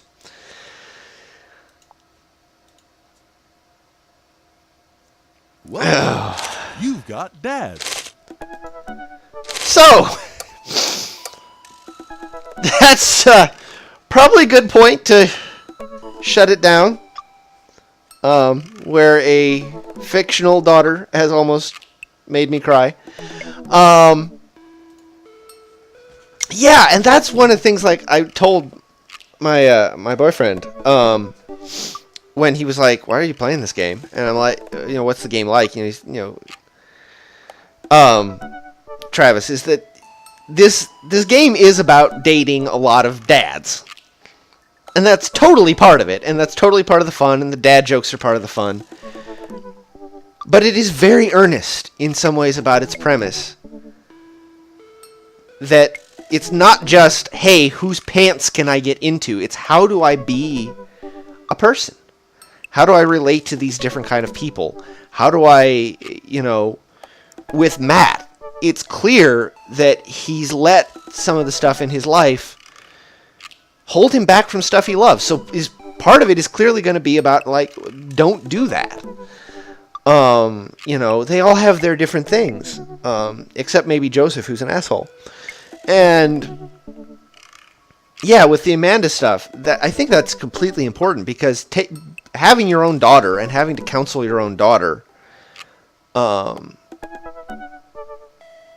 really kind of puts you in this different frame mindset. And yeah, like somebody pointed out, with most of the guys talking about their kids, talking about the stuff they like in their lives, is the right answer. And it's not because you're trying to tell them what they want to hear. It's because that's how we relate to people. You find the stuff that they care about in your lives, and you talk about it, and you share it, and you learn from it. They learn from you. You learn from them. Craig's good, folks.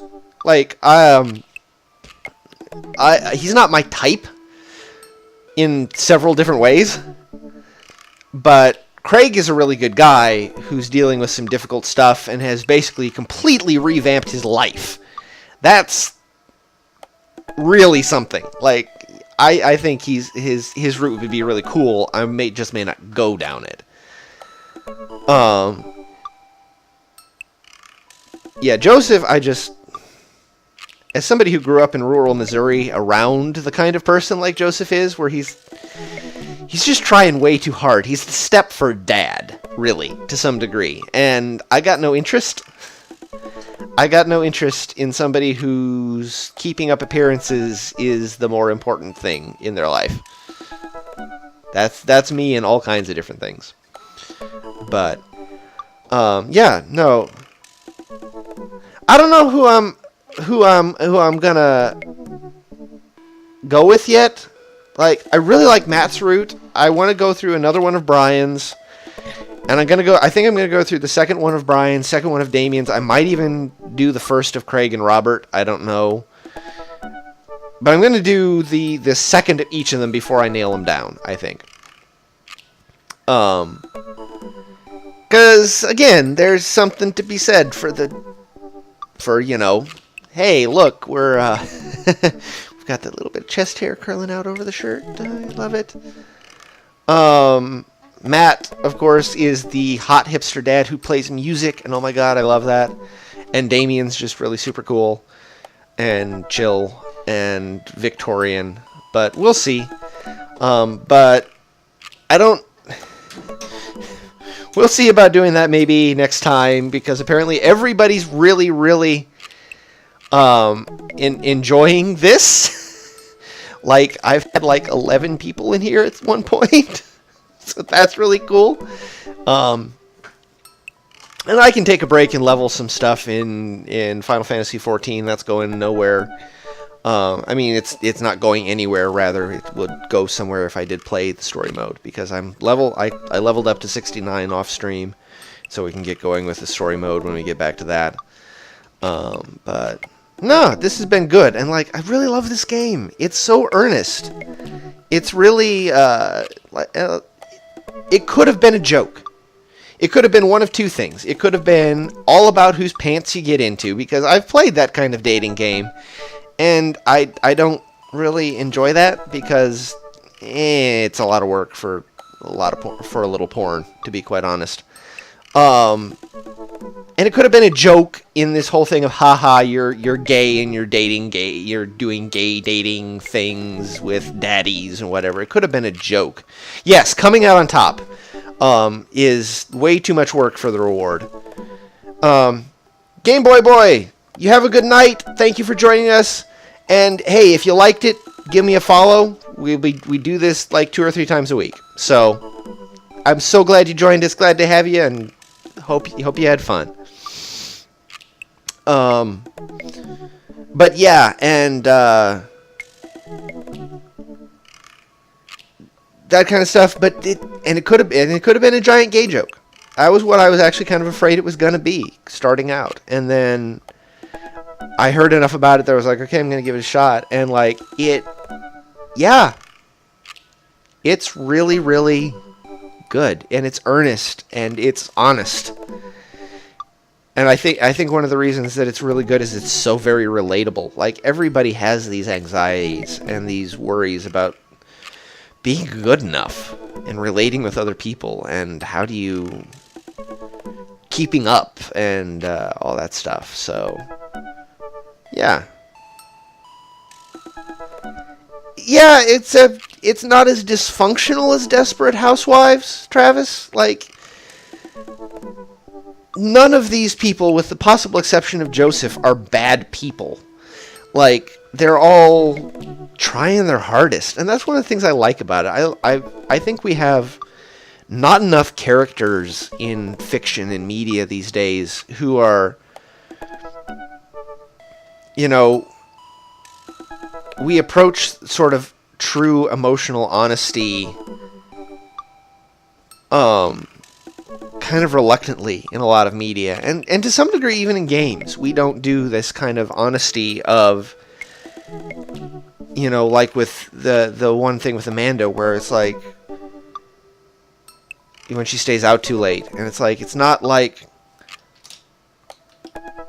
and you're scared, because you would be scared. Your daughter didn't come home when she was supposed to, and it can be a dangerous world. And they could have played it for drama. Oh, Dad, you're awful. You're repressing me. And they played it for what it is. What the honest way of doing it, which is, she has a point, you have a point. She's not a kid. She's almost not a kid anymore. And pretty soon she's going to be going off to college, and you're not going to be able to have a say. And at the same time, she's still your little girl. She's still your daughter. And you still care. And she still scares the crap out of you sometimes. Or like the thing with this, where sometimes you can't push. You can't make them tell you. Because if you do, they're just going to stop. It has to go both ways. And sometimes it doesn't go both ways. Sometimes they've got to work it out on their own. But yeah, I really like it. It's, yeah, it's not something you see a lot. And I was kind of worried also, because I've watched some Game Grumps, and like I've watched their playthrough of stuff, and they don't seem to take much very seriously. Like, one of the things that has turned me off of a lot of like their Let's Plays and stuff is that they'll sometimes spend more time like just doing random shit to be funny than playing the game. And I get it, but I don't like it. I'm not a particular fan of it. And so I was like, I don't know. And I've heard some people complain that they're not particularly gay friendly or something like that, or whatever. I don't know. I don't know much about them. And this, like, again, it's really sweet. It's really sweet. It makes me think I need to look into... Yeah, no, I mean... And I don't believe they were writers or anything. They're voice actors for some of the characters, and I believe they're producers. They kind of funded it to some degree, but I don't believe they're writers. And I know one of the writers is a queer woman, I believe, which really helps.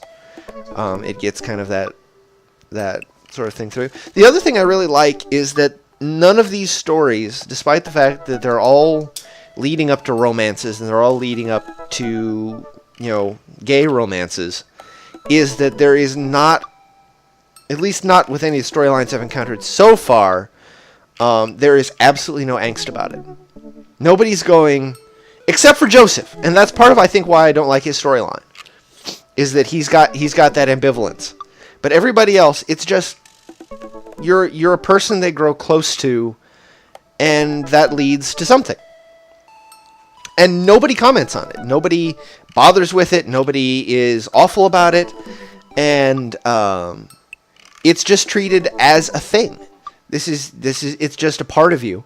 And I really wish more, and I understand the value in queer narratives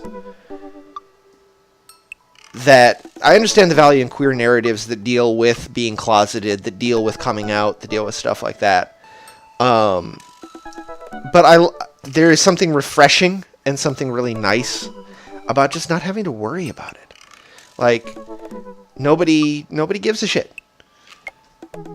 Your dad happens to just be somebody that they grow close to, and it's just natural, and it's no big deal.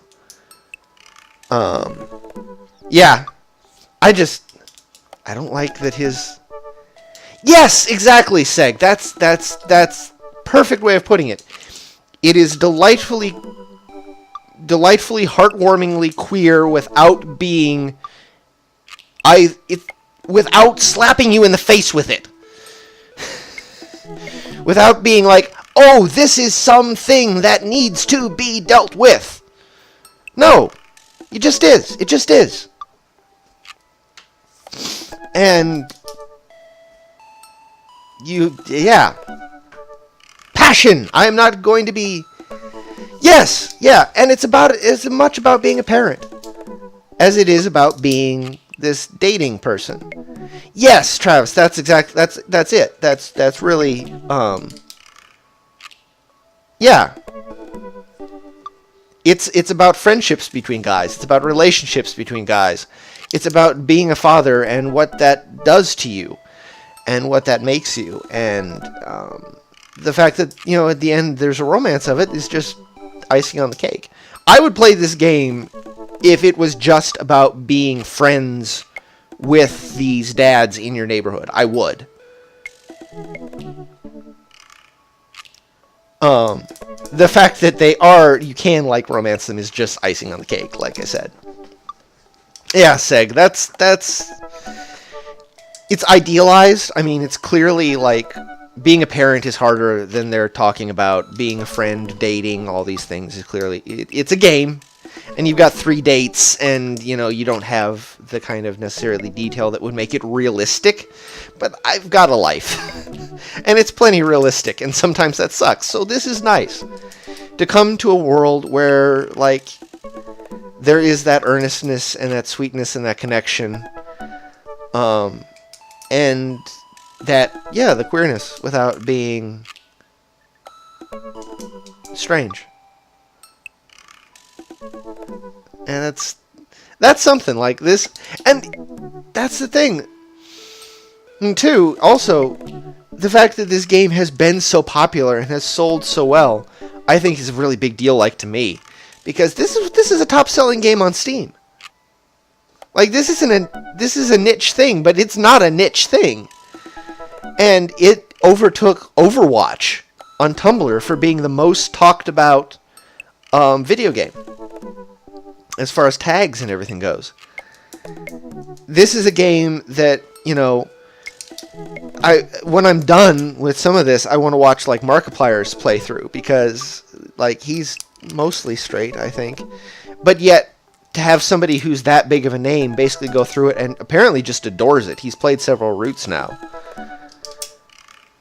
Yeah, no, I mean, it goes to show that there are enough universal experiences. And I think that's part of the reason why that it being around... No, I know. That Travis, it's Tumblr, and it's a fandom. Of course it's toxic. It's always toxic. Like, I have to be very careful about looking at Steven Universe stuff, and I love that show. Because the Steven Universe tag can occasionally be so much bullshit. You know, and there are some queer people and some trans people, for instance, with Damien, who have had problems with this game, that they don't feel like it reflects their experience. At which point I say I'm very, very sorry, but I think you're wrong. Yeah, no, and I get it. I get what people are saying with Damien. Which is that with Damien, it is not the center point of his route. He is not... It is very subtle. It's blinking. If you miss a couple of his comments, you'll miss it entirely to some degree. And I understand and sympathize with the idea that people wanted it to be more blatant. That to have it be more of his character. But I think to some degree the reason that it's not more blatant is because of the same reason that they do some of that there's no coming out angst, or there's no I thought I was straight angst in this game, is that they're taking it and they're treating it like it's just something that it's like having brown hair. It's something that people are. Damien is trans. And it doesn't matter to your character, and it doesn't matter to anyone around him.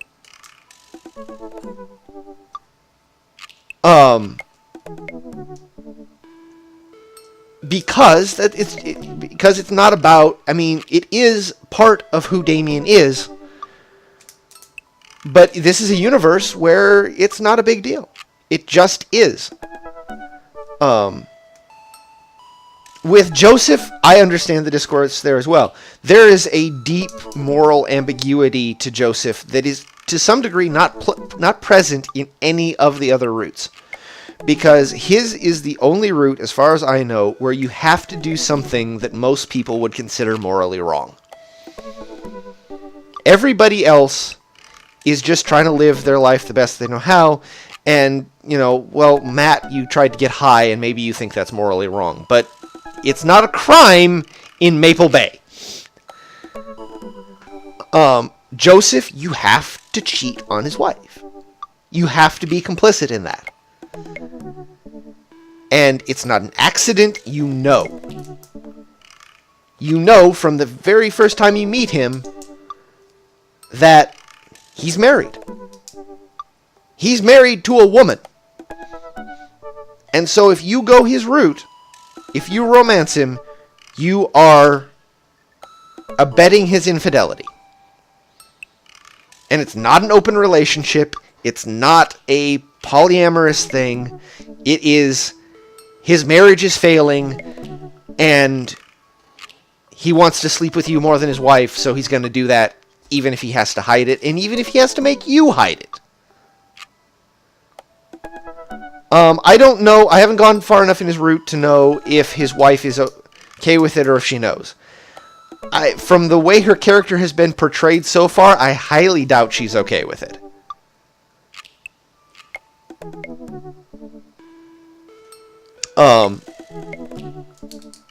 But he's also... Well, you've also got to keep in mind...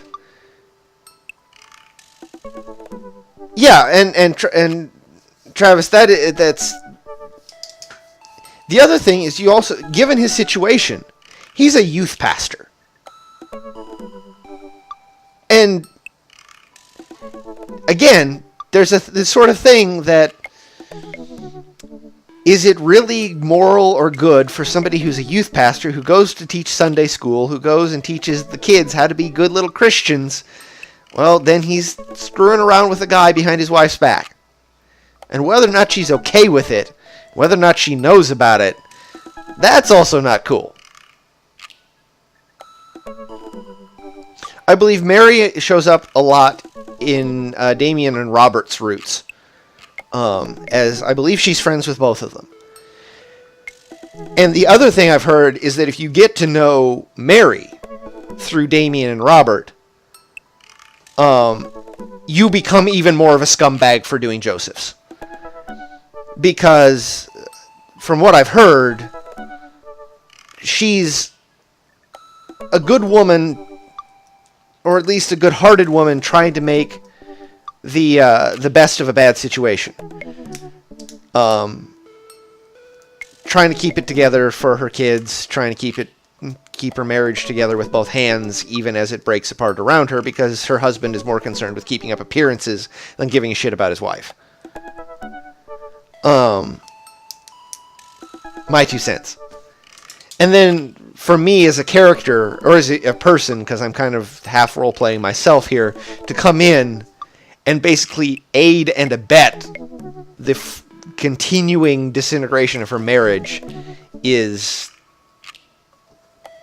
not so great. So I think the discourse there is very much justified. I don't think there's very many defenses for Joseph. Really? Not many. For all that I am perfectly down with open relationships and polyamory, I frown very highly on cheating. If your arrangement is that you are monogamous, then you should be monogamous, or you should not be in that relationship. That's just the way I see it. If you've made arrangements to be open, if you've made arrangements to be polyamorous, whatever, then that's fine. You abide by the rules of your relationship, and so long as it doesn't hurt anybody, I don't give a shit. But, yeah, still not a big fan of the whole cheating thing. And Joseph, you could argue, is technically closeted, sort of, and that's also not a great deal. But anyway, that's my 2 cents. Tumblr is often very toxic. And again, I don't read the Steven Universe tag for the most part, because Steven Universe is a wonderful show that seems to somehow bring out the worst in people, and I don't know how.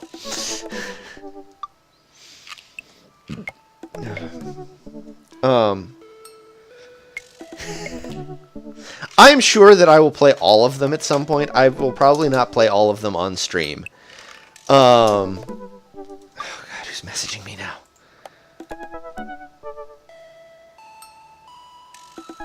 Who are you? Are you somebody I don't want to talk to? Yeah, I'm not going to respond to that message.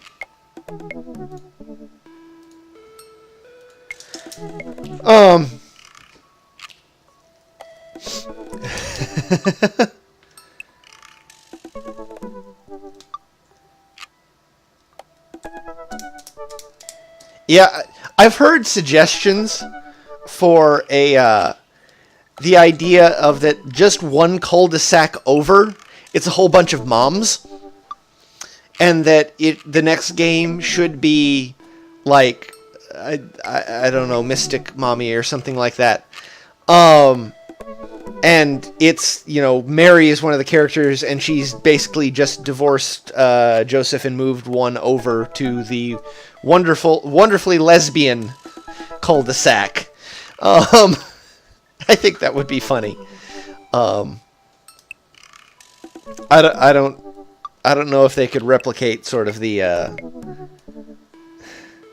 I think that people would be afraid that it would be derivative at that point, but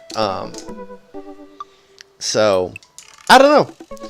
But yeah, so that was Dream Daddy. That was a whole lot of dates. And if you can't tell, my voice is totally going to hell. Sappho Shores. Oh dear. Yeah. And that'd probably be a whole different conversation. Motherhood, femininity, women interacting with each other. That's its own discourse and discussion and resonances. Oh boy. Yeah. And my voice really is going to hell. Shit. My voice is getting deeper by the moment because I am... anyway. I talk too much. And I was singing in the kitchen making food before this, and oh shit, my food is still sitting down there and has been sitting down there for 3 hours. I hope it's okay. Bro, yeah, no, this is kind of what I sound like after I've been to a wrestling match, a wrestling show. Excuse me. I've been yelling too much. It gets very raspy.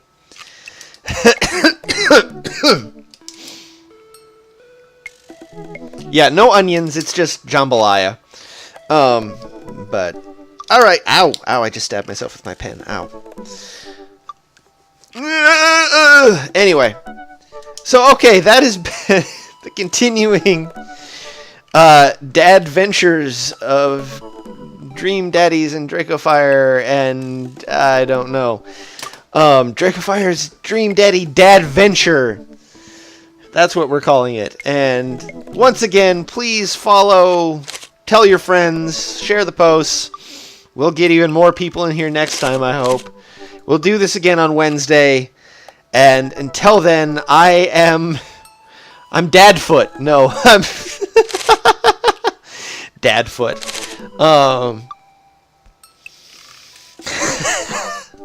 Anyway, have a good night, folks. We'll see you all Wednesday. Till then, catch you later.